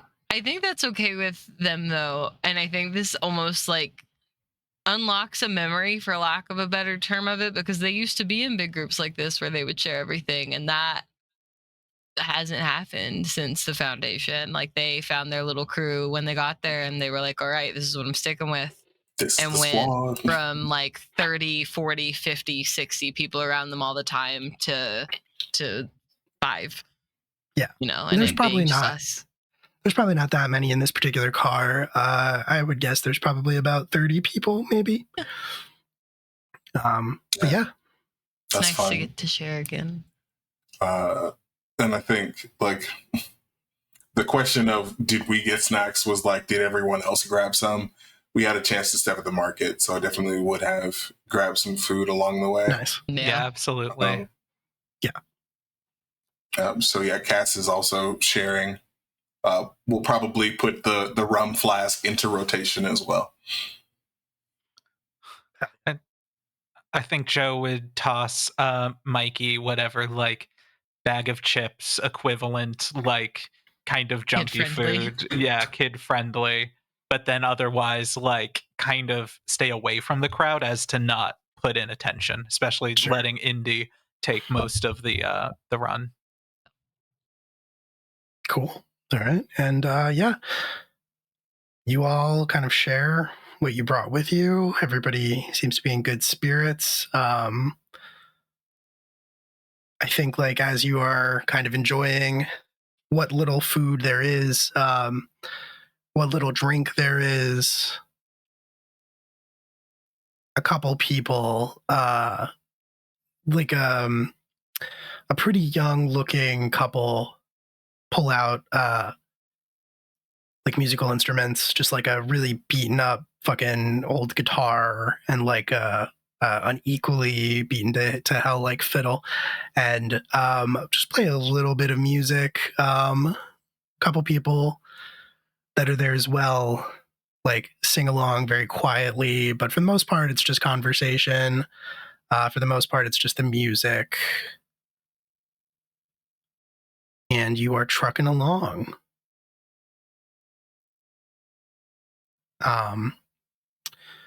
Cassidy, are you in the mix? Oh yeah. Okay. Hate that. Then Hate that so JoJo. much.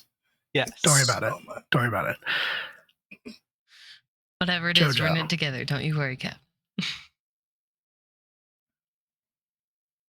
There's a lot of conversation. There's a lot of noise. There's the noise of the vehicle itself. There's people talking. There's a couple people singing. Like I said, there's the music that's being made.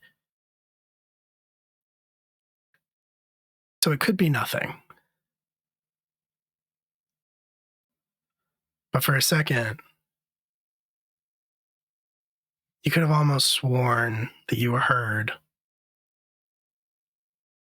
a thump over your head. Like the sound of someone or something landing on the roof of the crawler.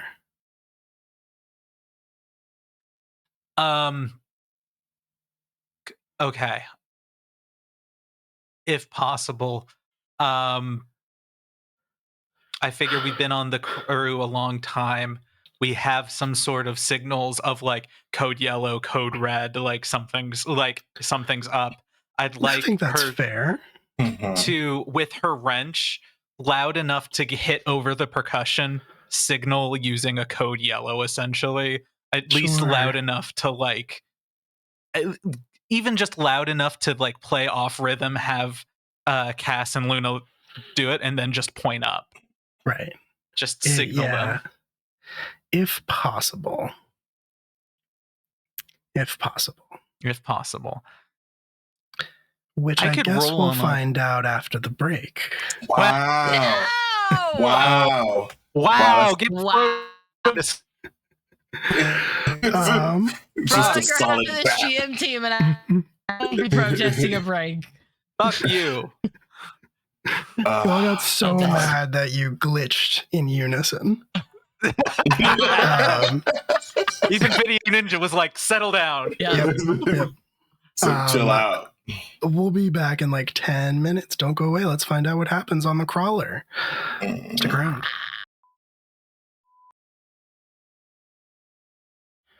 Hello, we have returned. Your intrepid starship crew, not currently on a starship. And Frodo's here too. On the ground and not even driving. Not the thank vehicle. you. Like this is Hey, Not even hella driving. disrespectful. just sit back and enjoy the ride for a change, you know? Absolutely Surely not. nothing bad's gonna happen on this ride. No, absolutely No, not. that thing that we heard landing on the roof simply like rocks on the windshield. It's Yeah, fine. obviously. Definitely Simply like nothing. rocks on the windshield. There's literally nothing at all. you should worry Literally about. nothing could go wrong. Don't worry about it. Literally not a single thing could go wrong. Well, while we're on the subject, Jojo, Yes. you maybe did or didn't hear a noise. It's kind of hard for you to say.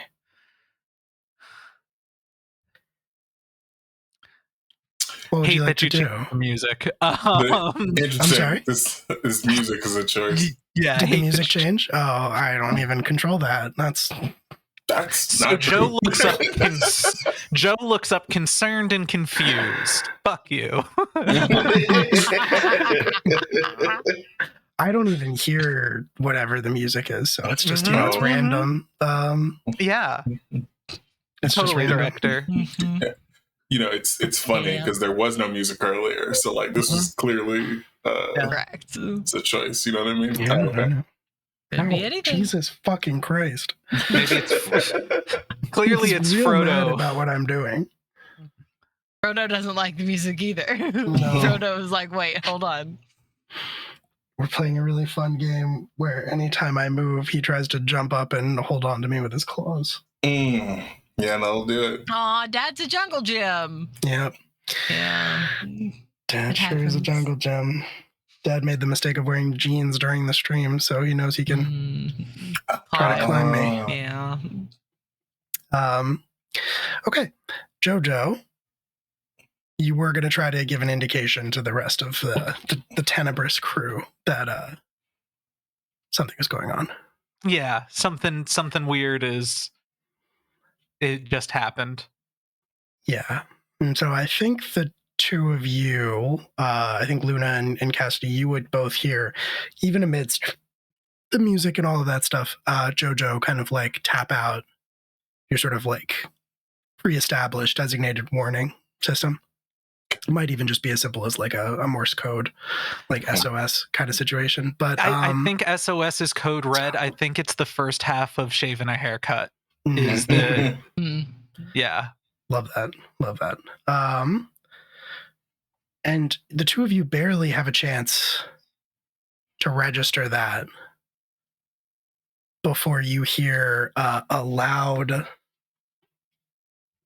Hold on, sorry, I gotta. Can you chill out, please? Air jail. Before you hear a loud explosion. It's muffled because it sounds like it's coming from outside. But I think in the aftermath, you also hear and feel the engines starting to wind down. You feel the momentum of the crawler starting to slow. People are starting to panic around you.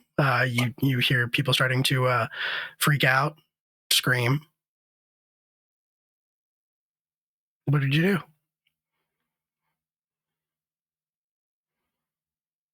Should have just taken the goddamn ship. I just thought we shouldn't get shoot down, but you're probably right. Crap. And I'll look at Yvonne. Do your best to keep everyone as calm as possible. And Cass and I will go check out what happened. She looks freaked out, but when you give her like something to focus on, something to do, her expression kind of solidifies. She becomes a little more stone-faced. She gives you a little nod. She puts her arm around Mikey, who looks a little freaked out, but mostly probably because of all the people freaking out around you. Says something like quiet and comforting to him. He gives a little nod, but he doesn't make eye contact with her. And then she stands up and she like raises her hands and says, "Okay, everybody, just stay calm. We don't know what's happening. There could be an engine malfunction. Something could be wrong, but there's no point in panicking until we know for sure what is happening."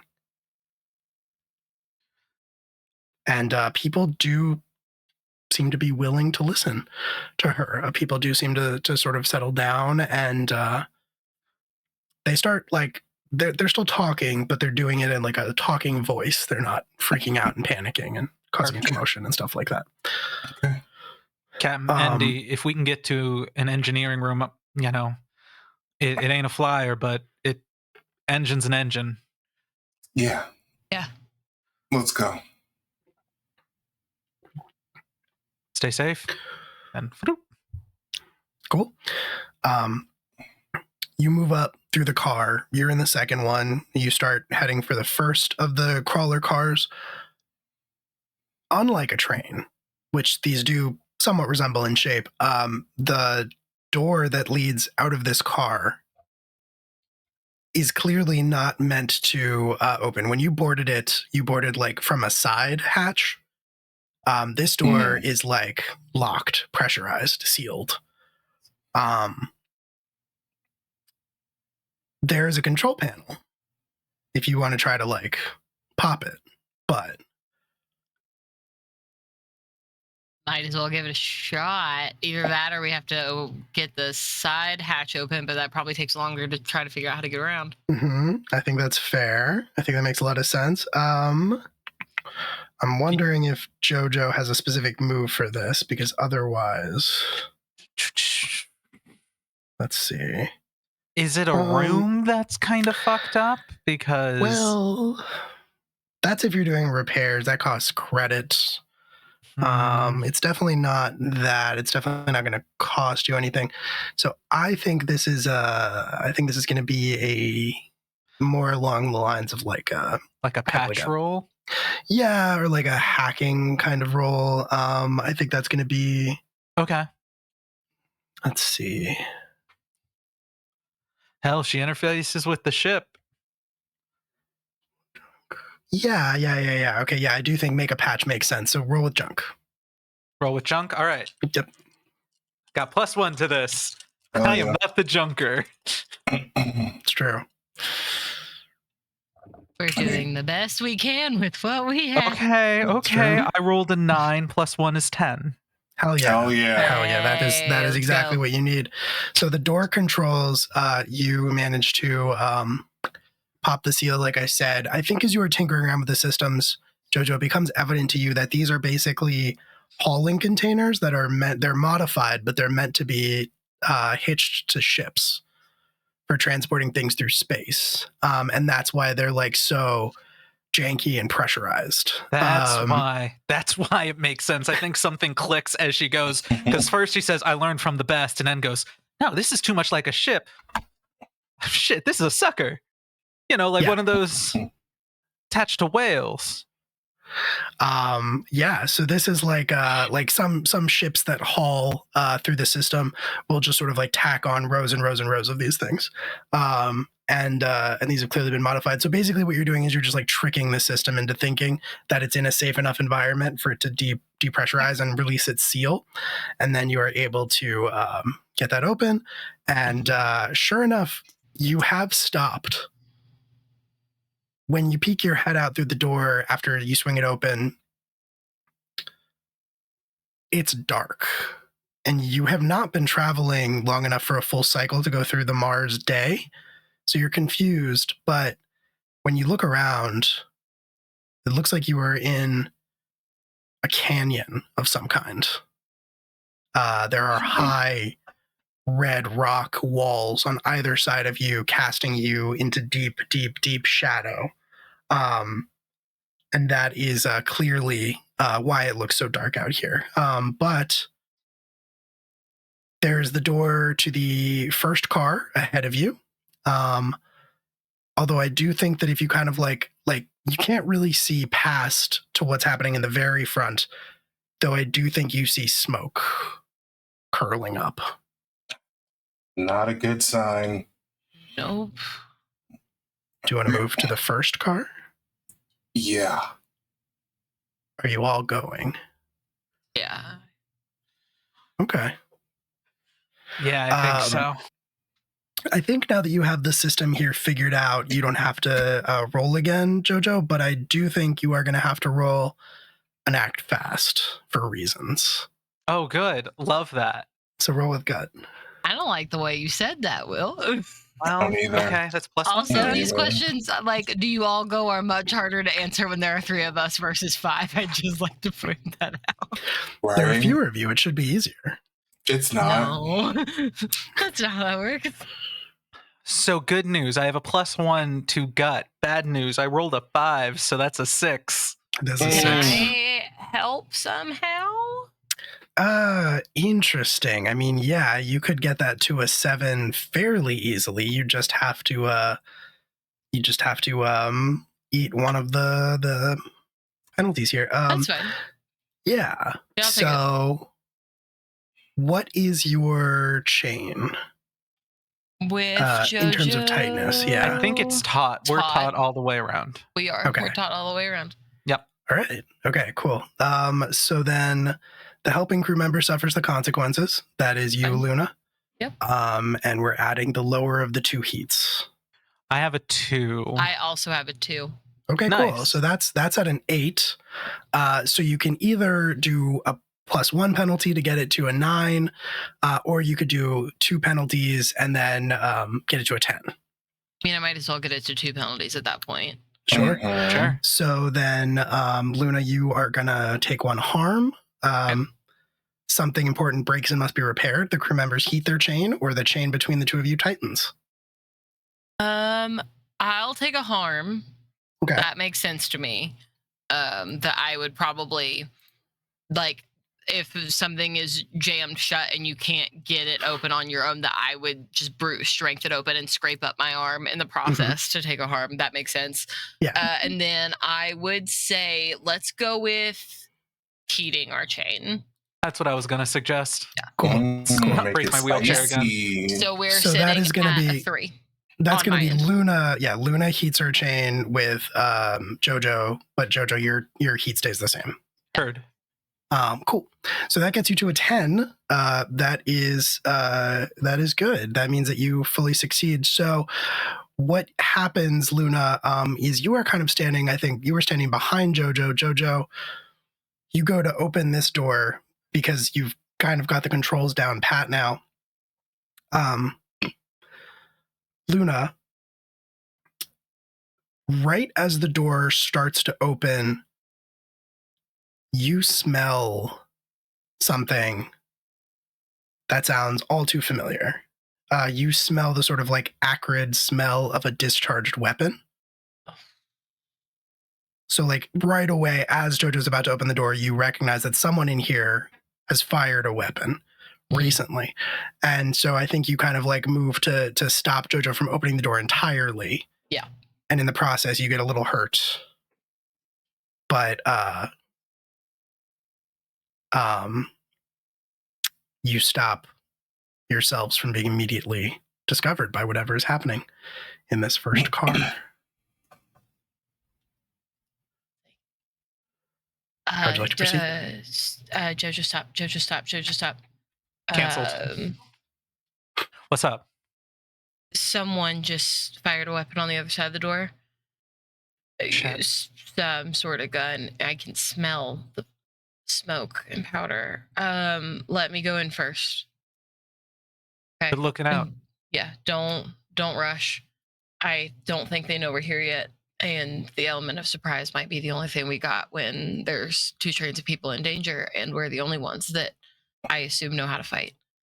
So, let me grab this one. And I pull a knife out from my shirt, like tucked into the top part of my bra, and go, okay, now you can open the door. On your signal. And we'll open it when Indy's ready. Cool. I want to stay ducked to the side of the door so when the door opens, it looks like there's no one in the doorway. Hell yeah. Okay, I will let you know just before you do any of this, just so you have this knowledge. Assuming this crawler car, it looks like yours, which it does. I'll let you know. There's really no way for you to move in without being seen. Cool. It's like just open space on the other side. There's really no way for anyone to mistake that door opening and people walking in. That's Gotcha. all right. We'll just do it the old-fashioned way then. Mm-hmm.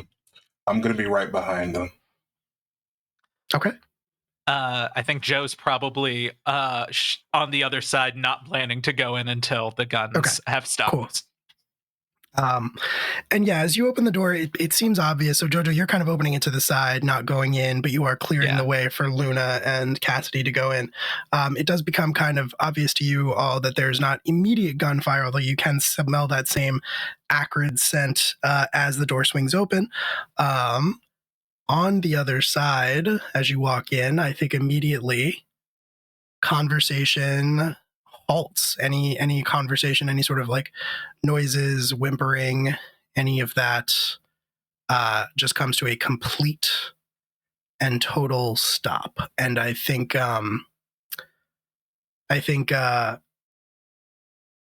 all heads kind of turn to look at the two of you as you walk in. All of the people in this particular car are in their seats, strapped in.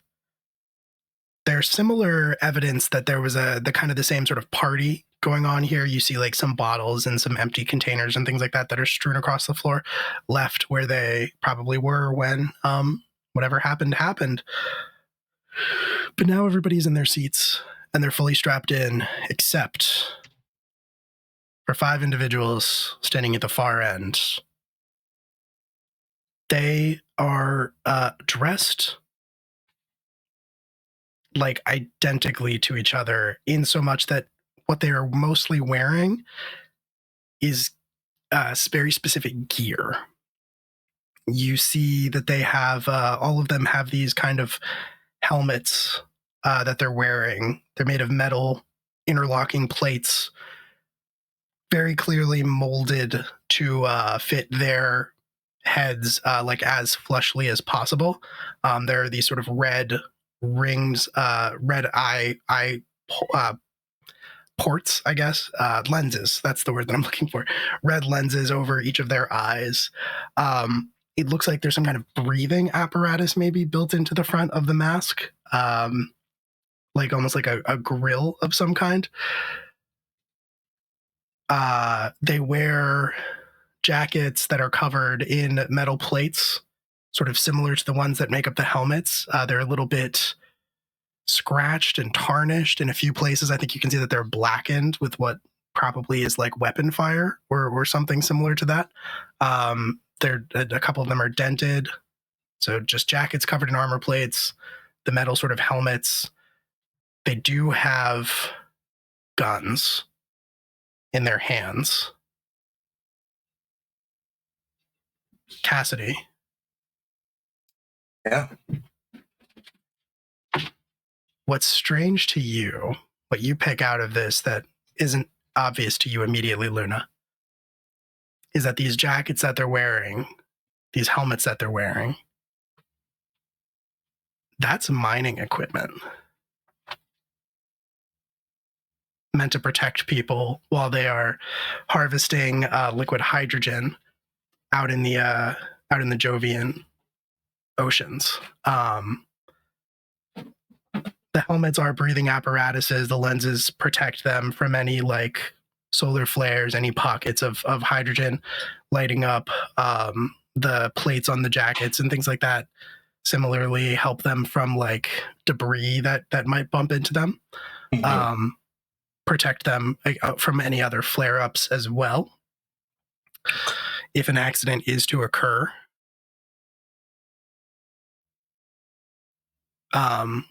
Cassidy, the equipment is pretty uniform regardless of whether or not you work for Colbert Natural Resources, the corporation that harvests liquid hydrogen, or the Jovian Mining Collective, the sort of like worker-owned competitor to Colbert Natural Resources. However, one of these individuals, four of the five have guns. One of them has a very specific gun that looks like it was assembled from many different components. Not unusual for firearms in a system where they're highly regulated. A lot of them are made nowadays so that they can be deconstructed and then rebuilt once you get them where you need them to go. This one is different. This one is massive. This is a very specific weapon that you are familiar with. Mm. It's colloquially referred to as a shipbreaker. There is a division of Colburn Natural Resources that are essentially Pinkertons.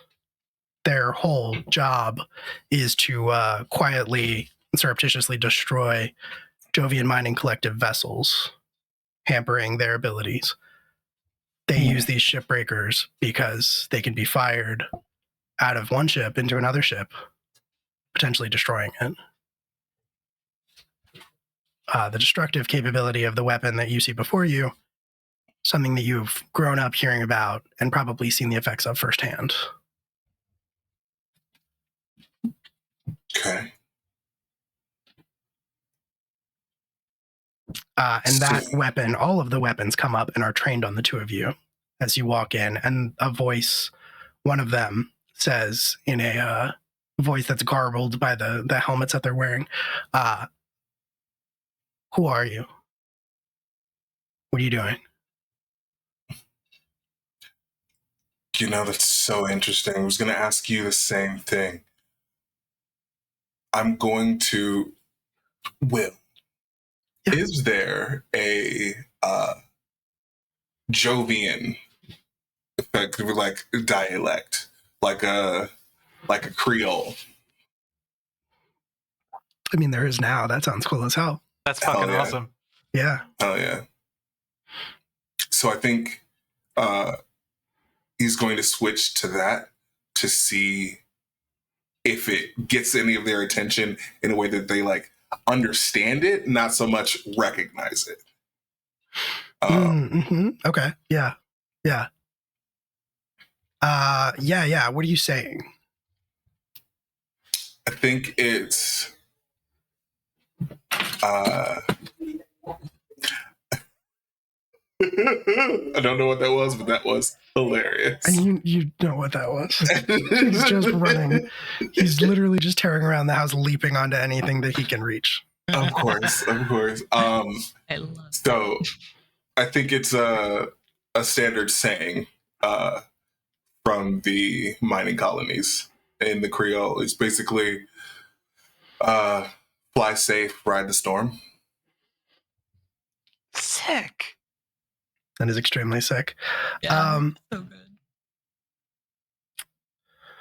4 of them don't react at all. You can see them kind of trading looks with each other, a little confused maybe, although it's hard to tell behind the masks.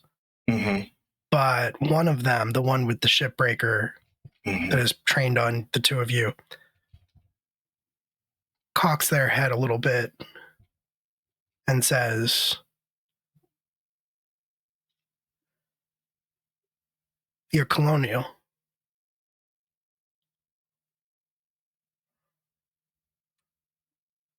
Yeah.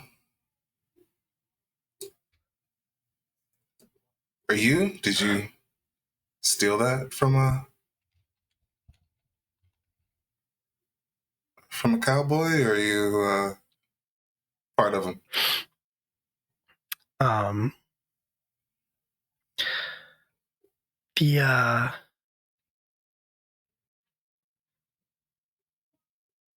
They are like just looking at you, and again, can't make out any expressions, can't see any of their details.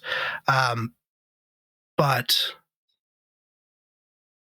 one of the 2 people, or sorry, one of the 4 people with the guns, like standing to either side of them, leans in and says, sort of quietly, but loudly enough that that you can hear it. Give me 1 second here. Mm-hmm.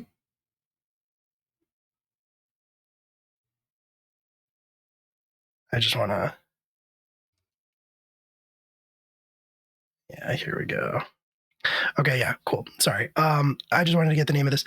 Cassidy, you would know that the Pinkertons that I described earlier, who work for Colbert Natural Resources, they're called on the books, they're called Division 6. Okay. But it is kind of strange that this person recognized your mining collective Creole. One of the 4 people with the gun standing on either side of them kind of leans in and says, probably trying to whisper, but one of the downsides of these helmets and the electronic voice is that they don't really do whispering. They like project your voice at a normal volume, even if you try to whisper in them, and says, "Mal, something about this don't feel right."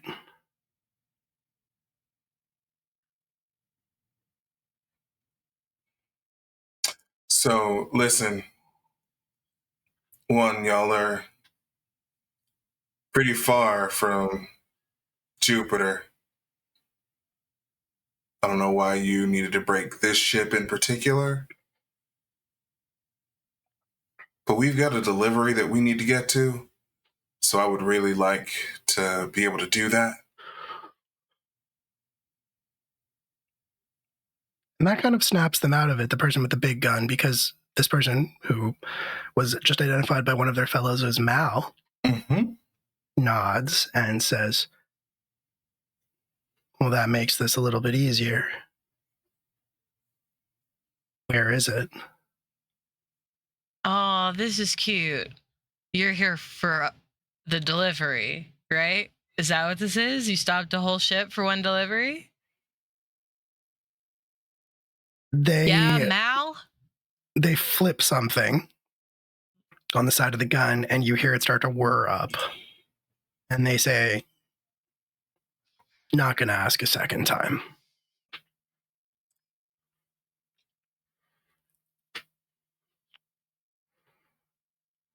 You're gonna blast this ship.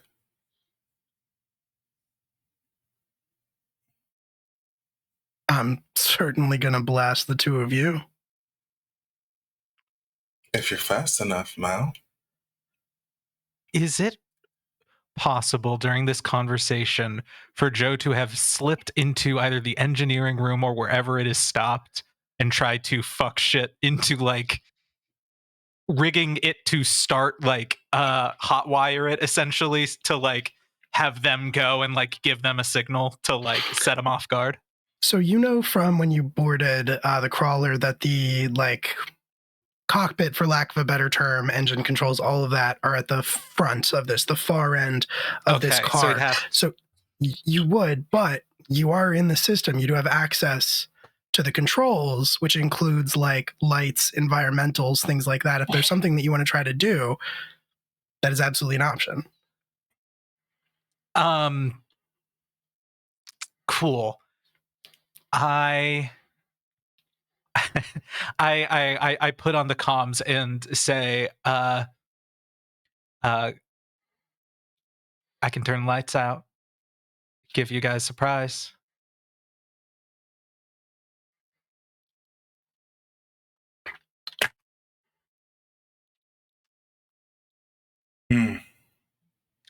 Just That say a might be signal. good. Might be good. Yeah. Yeah, assuming I can't hotwire it forward and send them like flying, I think turning the lights off is probably the next best thing. Or do the helms have night vision? Ooh, interesting 'Cause it's question. mining. Interesting question. But Oh. it's mining gas giant. Like it's mine. Right. So True. Right. I'm going to say no, because I think there is a natural luminescence to Jupiter that would result in like night vision being blinding to anybody who looks at it. that's what I think that's if what anything, I figured. I think if anything, you know that these are actually sort of designed to like decrease the amount of light that is visible. Gotcha. But not night vision by any means. Gotcha. Okay. So if I made it brighter, it would be it would be better. Okay, got it. Yeah. No, you definitely lights off. I'm gonna ask one more question. It takes at least 3 seconds for that thing to load up, like when it's firing. So I'll do you one better, Q. Cassidy, you know that these things fire shells. Gotcha.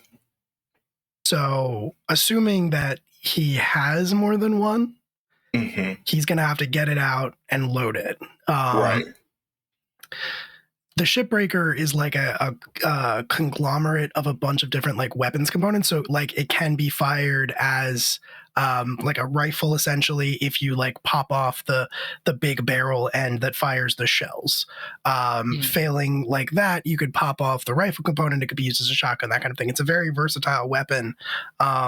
When you can like strip it down to its base components, and it's basically just like a pistol, but you keep like adding things onto it. It's made to be incredibly modular, but that big barrel thing that's staring down at you, that fires shells. So he's got one shot, and then he has to reload it if he wants to keep doing that specific thing. Gotcha. Okay. Joe, I want you to stay out of the path of the door. Roger, roger. When you hear a loud bang, then you can cut the lights. Green. All right. What do you need it for, Mal?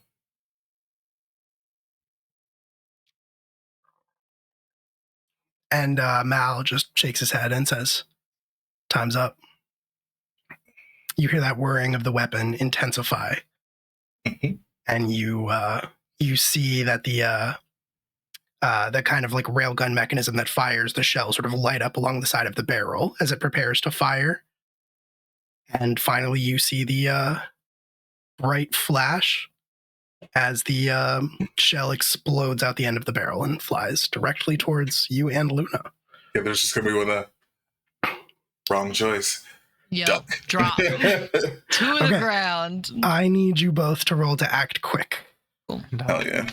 Lights out as soon as I hear. Sure. Yeah, and you do hear there is a loud bang. It's loud as fuck. Is act quick, spine, or gut? Let's see. Act fast. Sorry, it is gut. It is gut. Gut. Hell That's yeah, bro. beautiful. That's a 10. Hell yeah. That is a 12. Yes. Incredible. Yeah, so Hell you yeah. both, you dive to the ground, you throw yourself to the side, the shell rockets past you, strikes the doorway at the end of this cart, and blows it fully open. Like the door goes flying off of the hinges. The wall itself just like explodes outward in like a shower of like twisted, broken metal. Jojo, you were forewarned, so you were able to like be out of the direct path of it. But even so, I think that, being here, you like your ears are ringing. It's hard not to be shaken by the sheer like destructive power of this thing. In the aftermath of that, what would the two of you like to do? Cassidy, Luna, also you, Jojo, if you want to.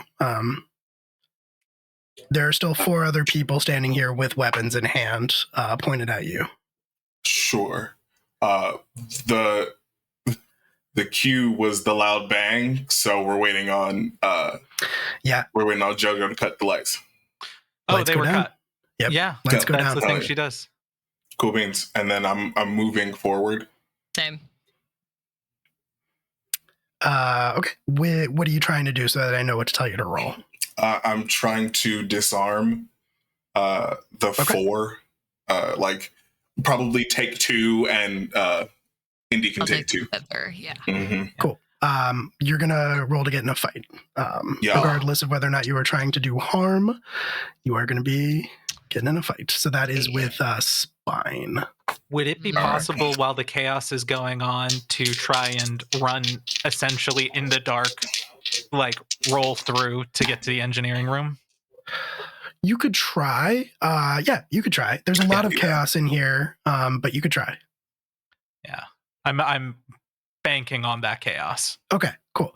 Let's go through this one at a time. Cassidy, what did you get? I got a 10. The gunslinger dice are really loving Cassidy right now. I'm very happy about All it. right. Hell yeah. Okay, cool. You Masterclass style video tutorial on how so yeah, you inflict harm, but I think in this case it's up to you. I'll say that if you want to switch out inflicting harm for like causing damage, that's more than fine with me. If you want to just like take someone's weapon away from them, basically. Yeah, I'm trying to disarm. Cool. So you move up towards one of them. Grab the gun that's in his hand before he can like fire it. Like he raises it to put the barrel in your face as you are moving towards him. You kind of grab it in one hand. What does this look like? Like you can just like, elbow him in the throat, whatever you want. Tap the mic and I muted myself. It's fine. Yeah, like moving in, like taking the gun and just kind of forcing it back into their helmet, and then like with it, the butt of the gun, pow, right in the chest. So Hell yeah! And this is it's a durable suit. Yeah, incredible. This is happening so fast. So you just like explode into motion. Luna, at the same time, you do the same thing. What did you get? I got an 8. You got an 8. Okay, cool. So you're gonna inflict harm on each other. So this person, as you move towards them, is actually gonna get a chance to like open fire on you. And I think you are gonna take 2 harm from that fire, unless you have armor. I do have armor. Cool. Is that I've armor got 1? 1. Yeah. Okay. So you can So I take subtract one. You're going to take 1 harm from that. You kind of like feel yourself get clipped as the rifle erupts into automatic weapon fire, but you move in close. Are you trying to inflict harm, or are you trying to do the same sort of disarm thing? I'm trying. My first goal is to take the gun away. Bonus points if I can hurt them, but I guess they should probably not have the gun, and that should be a bigger priority. With an 8, I think you got to pick one or the other. So you can. What does it look like when you take the gun from this person? I think I go and act like I'm going to like stab where there is no armor, and when they flinch to move away, I grab the gun and pull it from their hands and like put myself in between them and the gun so they can't try to grab it back. Okay, cool. Yeah, love that. All of that happens. Jojo, you were trying to move through the room? Yes.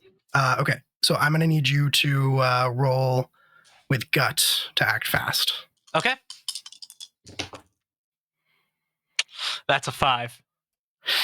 That's rough. That is rough. And one of the rules of helping each other is that it has to be a crew member who's not currently doing anything. And unfortunately, yeah. And I was gonna say I'm happy to take the L on this one. Yeah, you were both very occupied. So I think what is going to happen, unfortunately, Jojo, because of the situation that you are moving through, you try to maneuver through all of this chaos, but it's just somebody sees you. As you start to move through, and I knew my chair was too clean. Oh, I know. I think you almost make it, but one of them who still has their weapon just kind of lashes out with the butt end of it, and like hits you in the temple, kind of just like it rattles your bell. Yeah. You are going to take, I think, 1 harm from that, but that makes sense. That's cracked, slashed, and burned, and I think getting kind of brained by the butt of a. Like in the dark going through and getting kind of blindsided, that's gonna leave a mark. So I think she tries to get through, but then like spills into a corner. Yeah, I think that is extremely fair. Cassidy, circling back to you for a second, there are a couple people with weapons. One of them who still has their gun just struck at Jojo.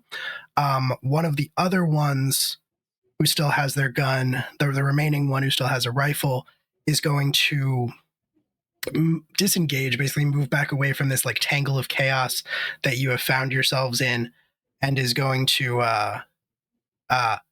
just kind of like try to spray and pray at you, Cassidy. What are you going to do about that? Spray and pray. I mean, well, every good cowboy's is real nice with the quick draw. So I'm gonna try and shoot his hand or shoot their hand, so that they can't, fire it off like they want to. Hell yeah! One more time, roll with spine. Okay.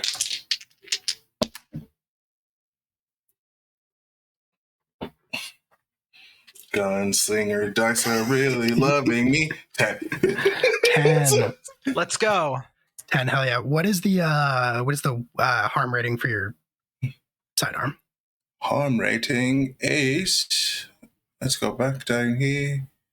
2 harm, close and loud. Cool. It is close. It is loud. You shoot the hand. They instinctively like jerk back. They are bleeding. They are hurt. They take the 2 harm.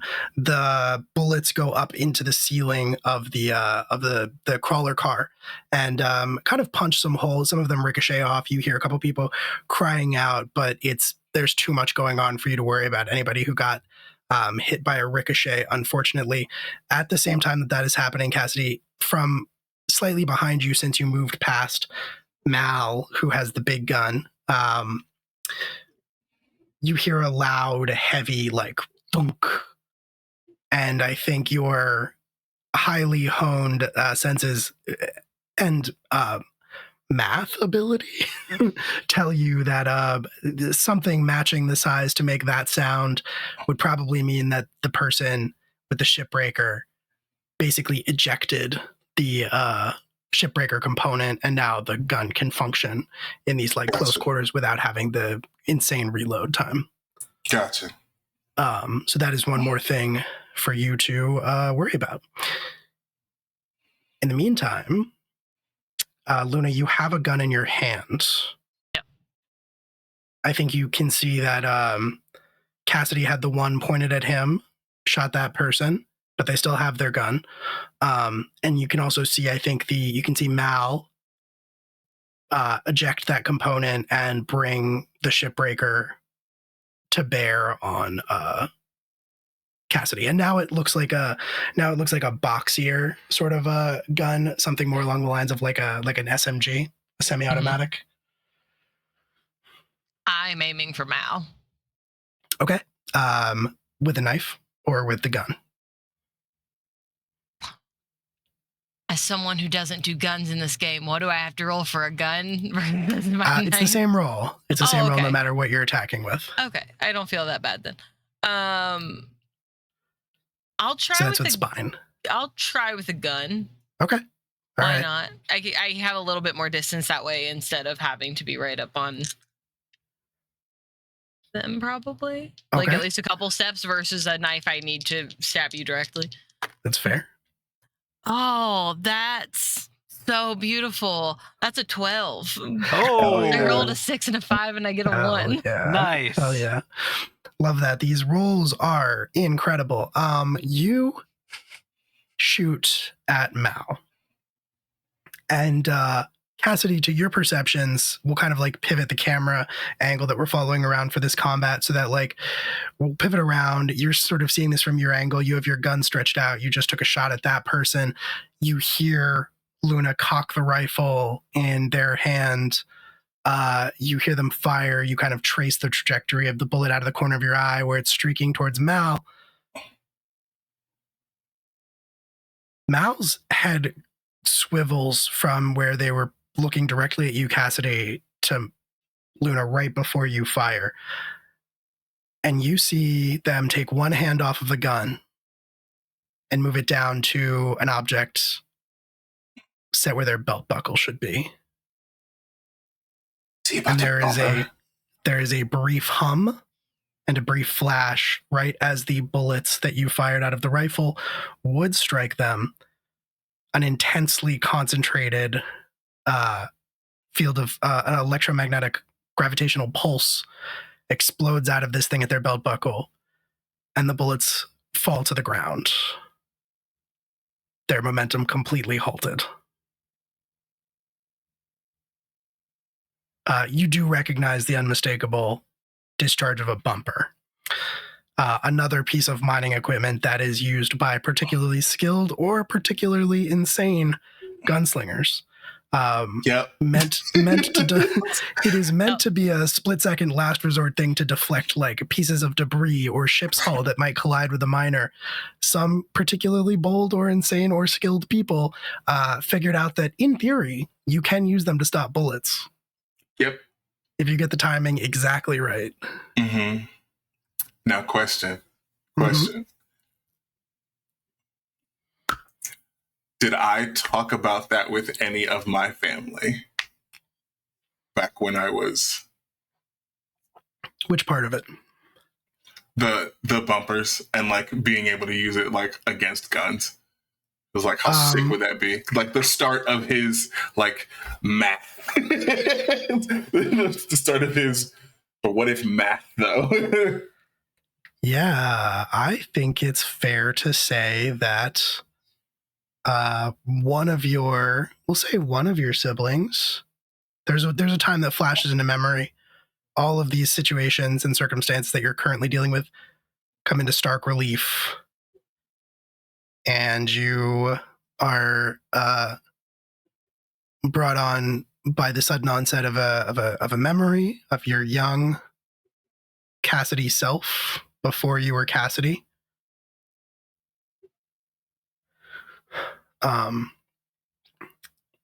Back when you were Omari. And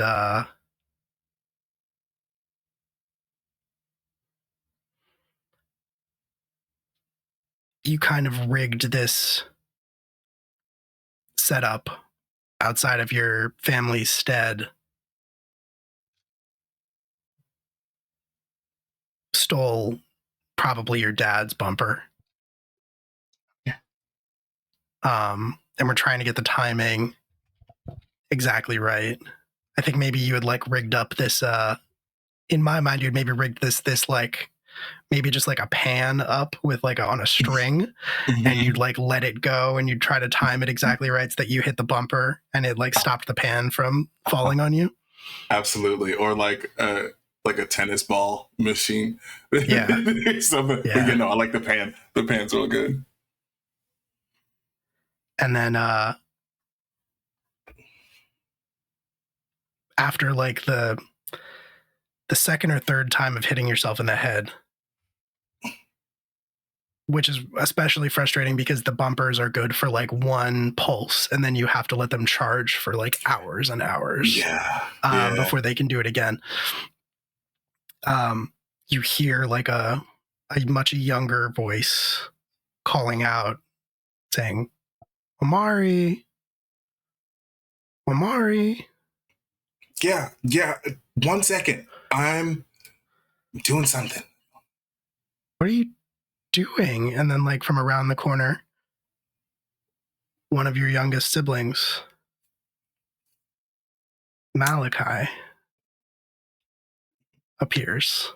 I'm testing something. You want to see some science, some math? You're not supposed to play with that. I'm not playing. I'm testing. What are you doing? Okay, just sit down. Okay, so if this works, I'm going to be able to stop the pan from hitting me in the head. If it doesn't work, you get to see me get hit in the head. And isn't that funny? Malachi thinks about it. Yeah, okay. I knew that'd get you. Okay. All right. Okay, let's go. You know what? Here, I'll let you swing the pan. And they stand up. They take the pan from you. You see them wind up. And then they pause for a second. And they say, but won't this hurt? Maybe, but it'll be worth it. And the memory, I think, they shrug. Malachi shrugs, winds up with the pan again. And as it starts to fade away, the last thing you hear in your memory is the buzz of the bumper going off, the clang of the pan hitting you, Yeah. and Malachi's laughter. Yeah. And then suddenly, back in the present. In the middle of all this chaos. I do want to just ask Jojo, what are you doing in the middle of all this? I think you're muted. I super am. I was thinking, I'm not sure if it would need to be hold firm to kind of collect myself to get back on task. Another thing I thought I could do is if I still have control of some interfacing abilities, maybe unlocking the brakes so it doesn't go forward. But if I can get the thing to like move and get everyone unsteady, then I can make a break for it. I like that a lot. I think if you want to continue moving, it's going to be act fast. Cool. If you want to like quickly try to use the controls through like your handheld or something like that, then it's going to be hold firm because you're in the middle of all this chaos and it's distracting. Yeah. Okay. So hold firm versus act fast. Just reading. That's gut versus where's hold firm? I think it's spine. I'm not sure if you can hear the bikers, but that's probably the engines. I can't, but that sounds good. I could a little bit. Nice. Okay. I think I would like to.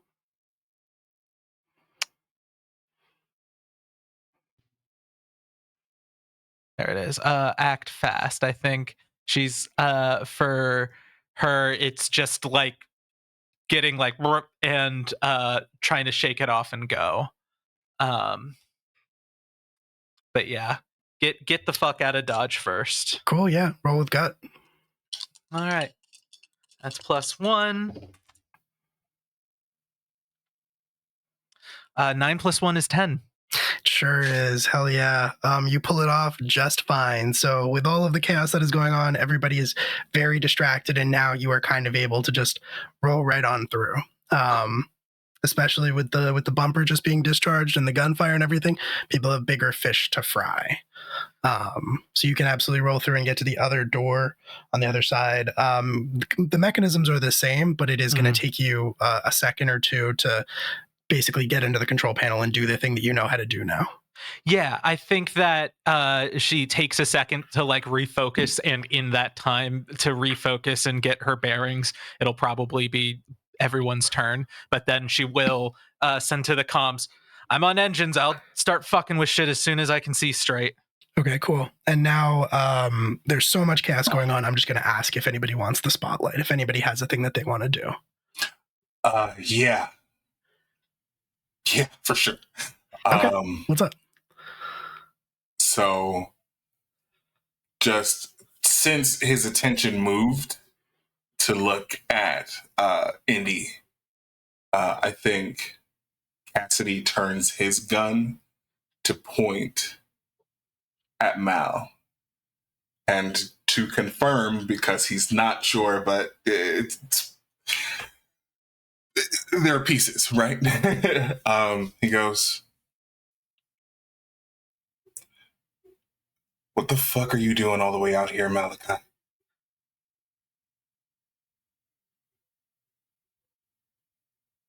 And sure enough, the barrel of Mal's weapon was swinging, in the process of swinging over away from you towards Luna, who just shot at him. When you say that, it stops. And he freezes. And he doesn't get a chance to say anything else before, in all of the chaos and the confusion, I think 2 guns that are still in play that haven't been disarmed yet, or the owners dealt with in any way, are still going to take shots at Cassidy and at Luna. But Luna, it hasn't even done anything yet. If you want to do something, if you're trying to like, seeing that Cass has Mal's attention and has called him by a full name, I know that is my cue to like keep peripherals on the situation, but this has turned into something that is beyond our knowing each other. So I'm going to go after the other guy that's near me that still has his gun, the guy closest to me. Cool. Roll its spine.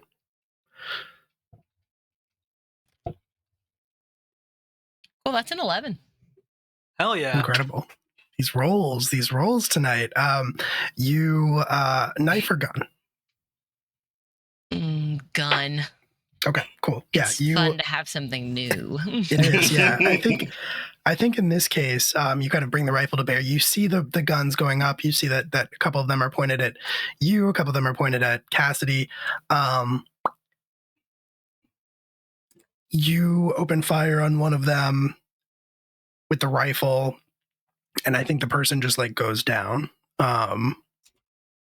They still have their gun in their hand, but like you don't know if they're dead, bleeding out, whatever, but they are not standing anymore, certainly. And there's a moment, Luna, where you make that judgment call, and then you're kind of seeing, because you're keeping your peripherals on this, the last remaining shooter training their weapon on Cassidy, who appears to be very distracted. Once again, the mask on Mal makes it impossible to get a read, but they froze when you said the name Malachi. And now, Cassidy, to your perceptions, the barrel of that gun in their hands swings back to point at you. Or at least you think it's pointed at you. But when it fires, the spray of bullets goes off left of you and hits the rifle holder, the gunman, who was about to like shoot you in the back. And they also go down. There are more gasps, more screams, but two of the gunmen are down. Two of them are disarmed. The two that are disarmed are like looking around, very confused. Sorry, one of them, looking around, very confused. One of them is going to say, what the fuck, Mal? And Mal, whoever, is just going to say, shut up. Everybody shut the fuck up, and is going to like reach up and hit something kind of like where the ear would be on those masks. Those plates that are so tightly fitted to the head kind of like disconnect from each other with a whir, and then all sort of like slide back into like the collar of the jacket that he's wearing. And Cassidy, it's been a very long time, really, since you saw anyone from your family. But Malachi still looks like Malachi, probably a lot more than you look like Omari. With that context,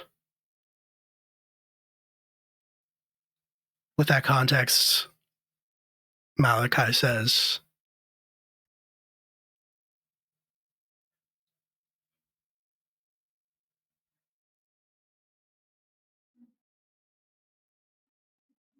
thought you were dead.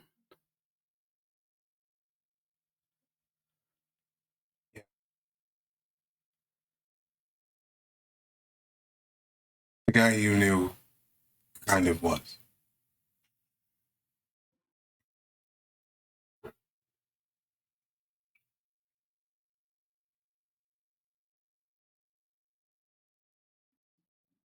What are you doing here? I already told you. Making a delivery.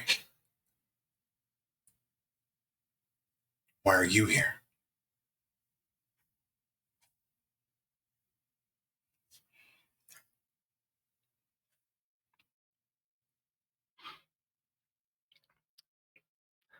There's like a split second of shame that flashes across his face. Mm-hmm. But he kind of shakes it off and like raises his chin a little bit in defiance and says, working.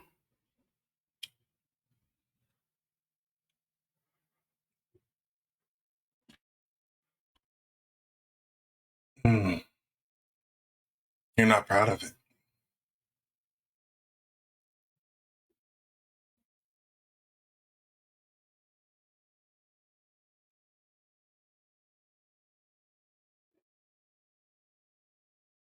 It's just a job. Yeah. You can do just a job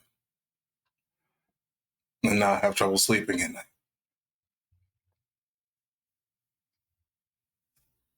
Do you know what the package was? You don't get to do this. You don't get to just show up after this many years and lecture me about what I'm doing in my life. Like you know anything about me. I may not know you, but I know the work. What do you think I've been doing out here all this time?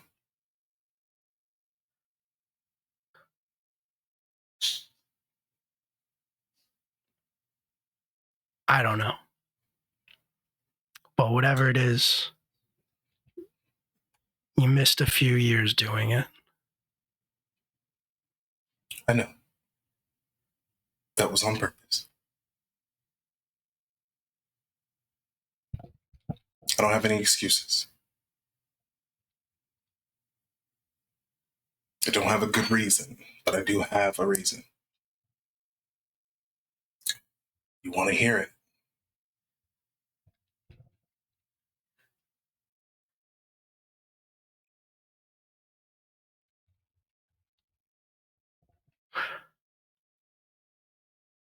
Just give me the case, Omari.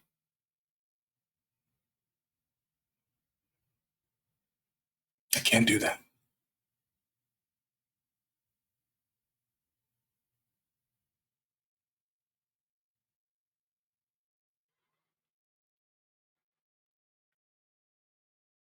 I'm sorry. You think this is so easy. This is so easy for you. Of course it is. This is so easy for you to just sit in judgment. I'm not judging. So easy for you to act all high and mighty about this. I have people counting on me.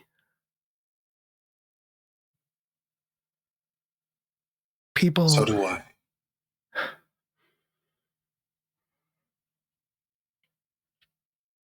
So, let's talk about it. See if there's something we can do.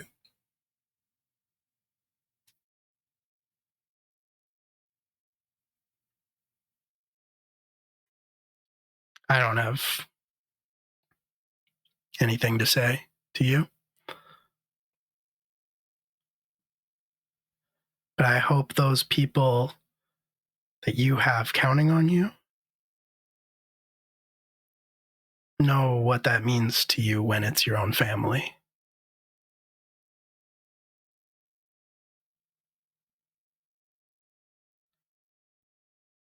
I hope they know that you like to disappear when things get rough.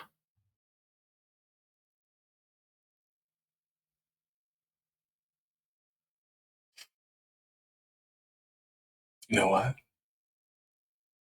That's fair. I deserve that.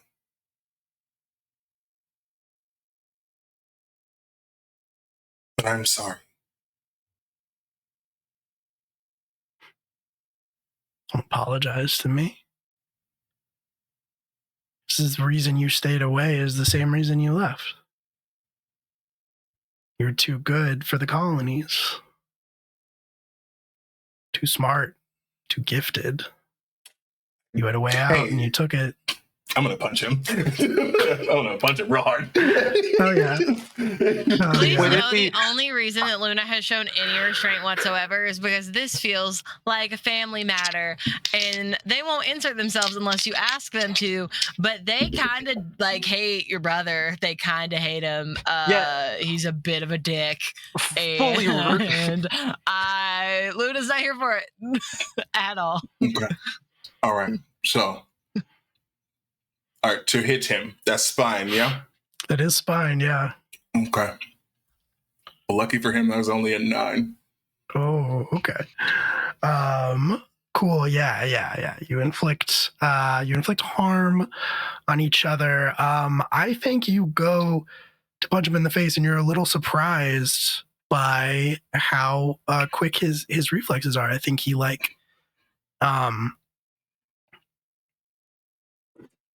it's a little bit like when you were kids and you would like wrestle or you would fight or whatever, but like you throw a punch and he kind of catches it and he kind of like twists your arm around a little bit. But like by the time he's kind of done doing that maneuver and like putting you in this hold, you swing around with your other fist and you get him that time. In the process, I think you kind of like feel your shoulder pop a little bit. It's not fully dislocated or anything, but it's just like it's a little bit out of alignment. So you're going to take a harm from that, but he is going to but he's going to take a harm from you hitting him in the face. And I think that is going to kind of like knock him for a loop for a second, knock him sprawling on the ground. And I'm like immediately over him. Yeah. Don't you ever fucking say that. I went to the Foundation for the colony, for our family. Not because I was too good.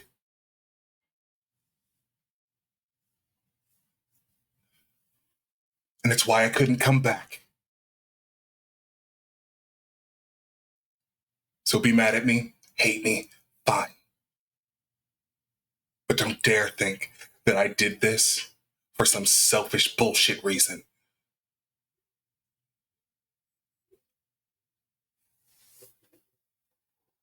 I think he's gonna sort of rub the shoulder, try and like realign it.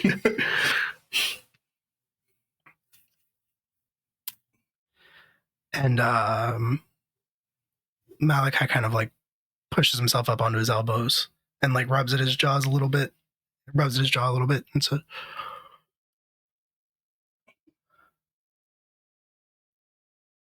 yeah, well, how'd that work out? That whole getting us a better life thing.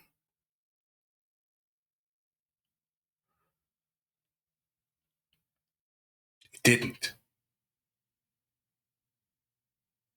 Because otherwise you wouldn't be out here. Not like this.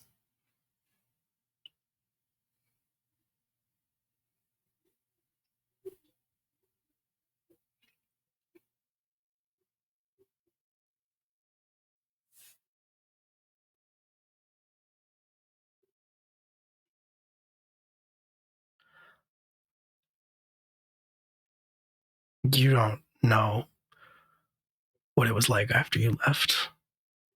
What happened?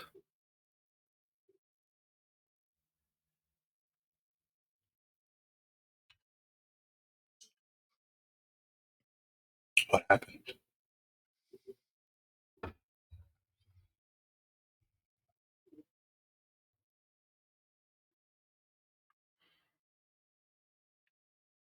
He laughs a little bit, but there's no humor to it.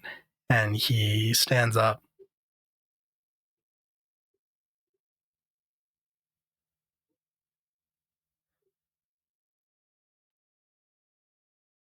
Keep the case. Finish your job.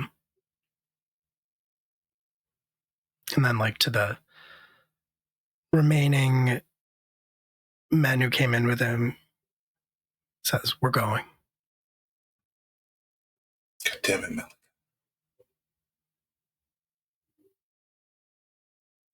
What happened?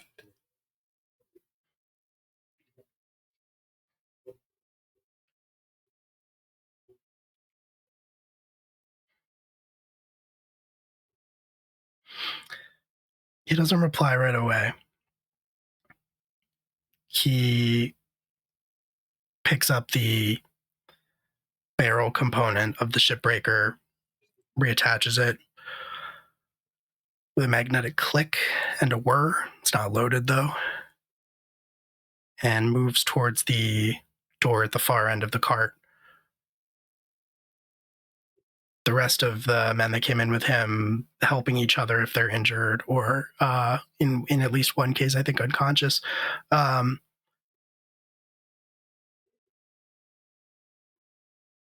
Follow after him, but before they step outside, before he steps outside, he looks back at you and says,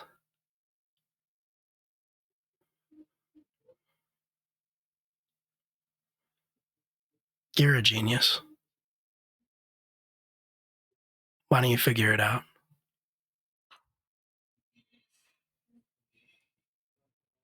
And steps through. The rest of his gang follows after him.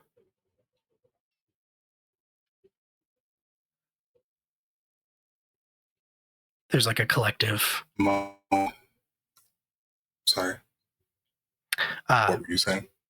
there's like a collective sigh of relief, some audible gasps from the people in the car who have just kind of been sitting there terrified the entire time that all of this has been taking place, which like it's all gone down in the space of like 15 seconds or so for the most part. Right. So Mhm. yeah.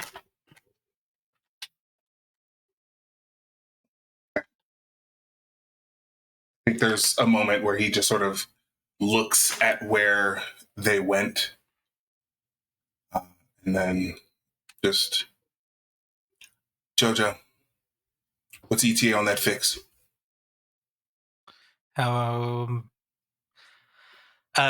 Connects some wires and then does a thing, and then I probably punches a part of it for it to roll. Yeah, She the runs just door- like the Tenebris captain.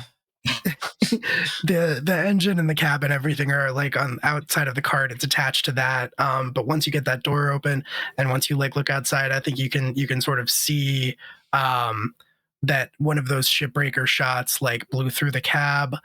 You can see that there's like smoke rising from it, of course, but it doesn't look like it's damaged beyond repair. In fact, I think you can see when you look outside, Jojo, Jet is like already kind of like perched on the edge of it, working on it, a little bit like covered in grease and dirt and stuff, little cut across her forehead with like some blood, but she looks fine and just like looks up, meets your eyes, and gives you like a thumbs up.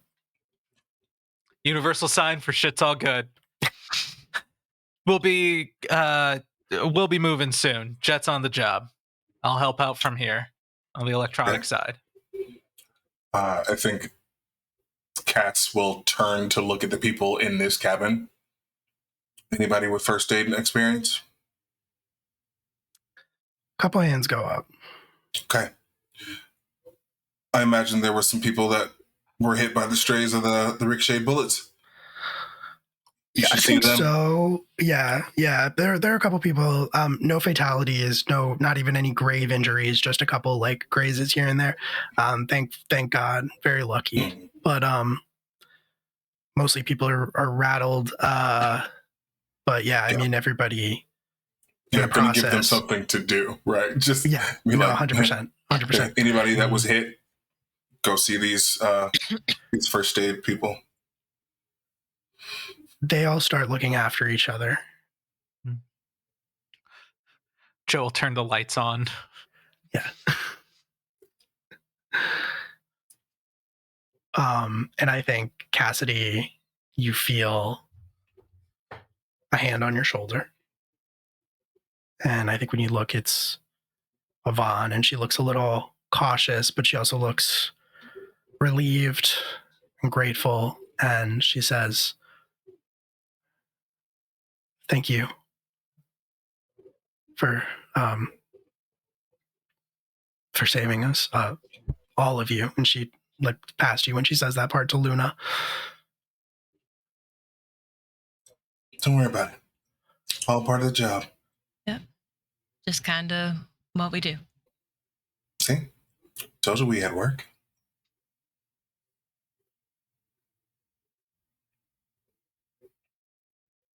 I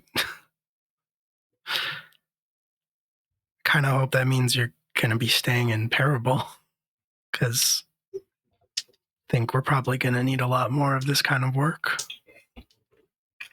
We won't be around for long this time, but I'm sure we'll circle back at some point. Unfortunately, there are a lot of people like that out there, and more deliveries is the simplest way to put it. Have you seen that group around? Heard of that group?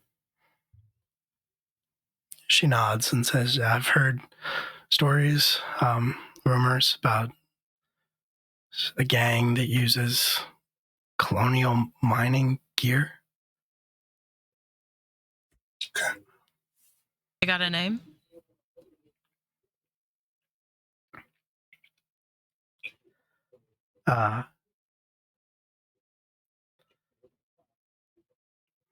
Yeah, I mean, I've only heard them called Roughnecks.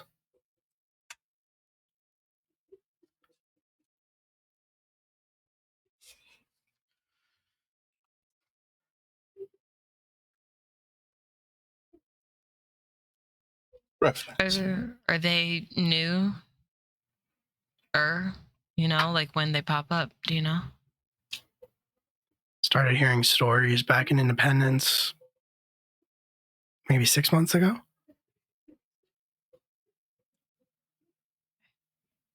All over the map, though. Not just between Independence and Parable. I mean, it makes sense. It's an easy target.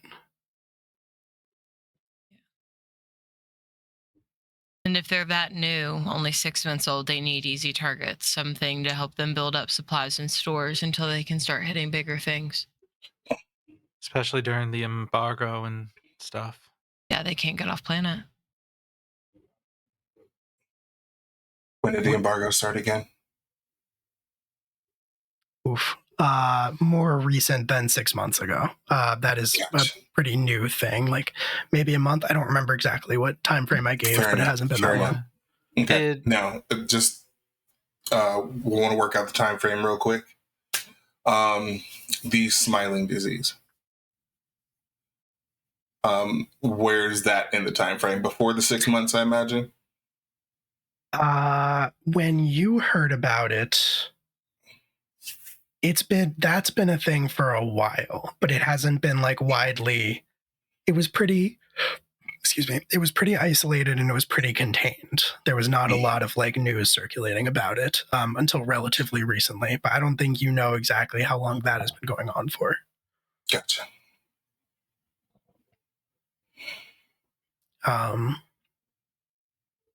And as you were standing there talking with Yvonne, she's answering your questions, but then her younger brother, Mikey, kind of explodes into the crawler car now that it's safe, and he's like very pumped and very excited, and he's just like, that was so cool. Did you see the giant gun? Did you see the other guns? Did you see the and then it just like starts mimicking the things that you all did, like the quick draw and then like the knife throwing and all of that stuff, and it's just like talking like a mile a minute, and Yvonne like gets distracted and gets like tries to tell him to like calm down and stop jumping on things, and Right.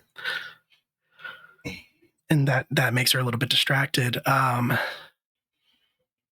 yeah, I mean, Cassidy,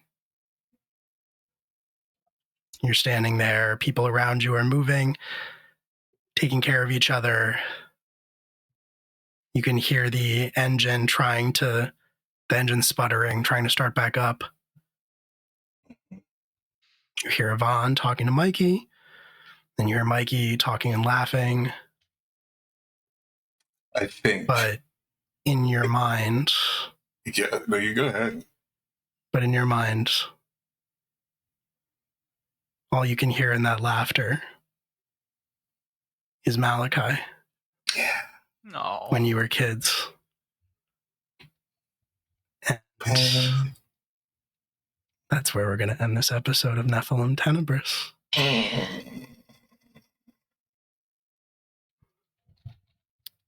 We did it. So good. Are you sure we can't go for like another hour? You sure? We could do it. I've got sleepy bitch disease. Yeah, but truly. I haven't had sleepy bitch disease in months. I wish I haven't. I have the opposite of sleepy bitch disease. I have insomnia, so I would not be sleeping. 100%. It's another flavor of sleepy bitch disease. It is. A different type. And unfortunately, that sleepy bitch disease is congenital, so we're just not going to be able to. It's terminal. We're not going to be able to keep going, unfortunately. But hey, we've had a lot of fun here tonight. Yeah, this was excellent. I suppose I'm glad you stopped me because Cassidy was thinking about making bad decisions. So there will be plenty of time for bad decisions next time in 2 weeks when we play again. Which will be a lot of fun. Very good time. Yeah. That's going to do it for us here tonight. So we'll go around and we'll do some quick outros, and then we'll find somebody who is streaming that we can raid. But since we got it's a shorter group tonight. We'll go ahead and get started with Mallory, if that's cool. What do you have going on? Where can people find you? Sure. Hi, I'm Mallory, and tonight I played Luna Larson for you. But you can find me kind of all over the place. So all of my social medias are Moxie Blue, MOXXIEBLUE. If you ever want to know my schedule, you can definitely find it there. But for this week, on Thursday night, you can find me on Rediscovery RPG. I own and am the creative director over there, and we're doing a special one-shot sort of as gearing up to a whole month of charity streams. The entire month of September is for 1 and 2 shots raising money for PCRF. And so we will be doing the same Thursday night for a 10 Candles game called Final Girl. And it's me, Ali Capone, Vanessa Bullitt, Grace, Aki, and Kylie Eberhard playing 10 Candles to see who of us survives in a cabin in the woods. And it's going to be a lot of fun. Outside of that, you can find me every other Monday. We'll be back the 26th for the official premiere of Fallout Winter of Adam over on Lost Caravan, where I'm playing Sawyer, who's a small child of Adam who's left the church for the very first time. So that should be interesting. Like I said, you can find me on Rediscovery all September long, either running games or playing in them or producing them for other people to be in, all for PCRF for charity. And then I'm also the external producer over at Unbalanced Encounters, where we are holding open auditions for 5 more days for season 2. We've wrapped recording on season 1, and we want to expand the cast to do more adventures and stuff in the new setting we're building. And if you're interested in that, you can find it over on our TikTok page. There's a link to the forum, and it's just a forum and a 2-minute little improv monologue thing. And then I think the last thing, I'm so sorry, I have so many things, is the beginning of the 2-part finale for You're Invited, my game of Saw, run by a very beautiful femme who's getting ready to become the leader of her cult, is on the 21st. So the 21st and the 28th, you can see me run Ali Capone, Forever GM Justin, Sarah Roberts, aka the Hype Goblin, and Aki through a game of Call of Cthulhu that I'm super excited to finally be finishing up. So yeah, I think that's it. I think I'm done. Hell yeah. Q. Hi, I'm Q. I was Cassidy tonight, and that was fine, probably. No emotional damage here today. Certainly not. When I'm not here, you can find me almost everywhere on the internet at Midnight Inc. That's Midnight_INQ. Q is my name. I'm sure you get it. Save a horse, ride a cowboy. I keep making cowboys. So what is next? Okay, so fingers crossed, this Thursday, over on Tales from the Table Studios, we are going to probably be doing a live stream thing. Over there, we are working on doing sort of our mutual aid thing for our, our guy, Drake Lionheart. Helping him, make sure that he and his family can remain afloat. So we're going to be having a game on Thursday. Don't know what it is yet. We'll figure it out. But yeah, and then on the Sundays, on this Sunday coming up, you'll see me over at RPGs Uncovered for the Starcrier conflict. And then yeah, that's it. That's it. That's what's next. I'm not doing the whole thing. There's a lot. You know what I'm saying? Mm-hmm. I do. Yeah. Oh, one more. Couch Out Chronicles. It's a new channel that's out. And I did a little mini series with them called Mist Connections, based off the City of Mists thingy. System, role-playing system. I played Benjamin Blackthorn, who is based off of the story of the 12 brothers. And he's a little chaos gremlin, and I love him. Anyway, that's it. All done. Hell yeah. Rose. Howdy, y'all. I am Rose. I have been JoJo. You can catch me most places at Rose from the Grave, all underscored.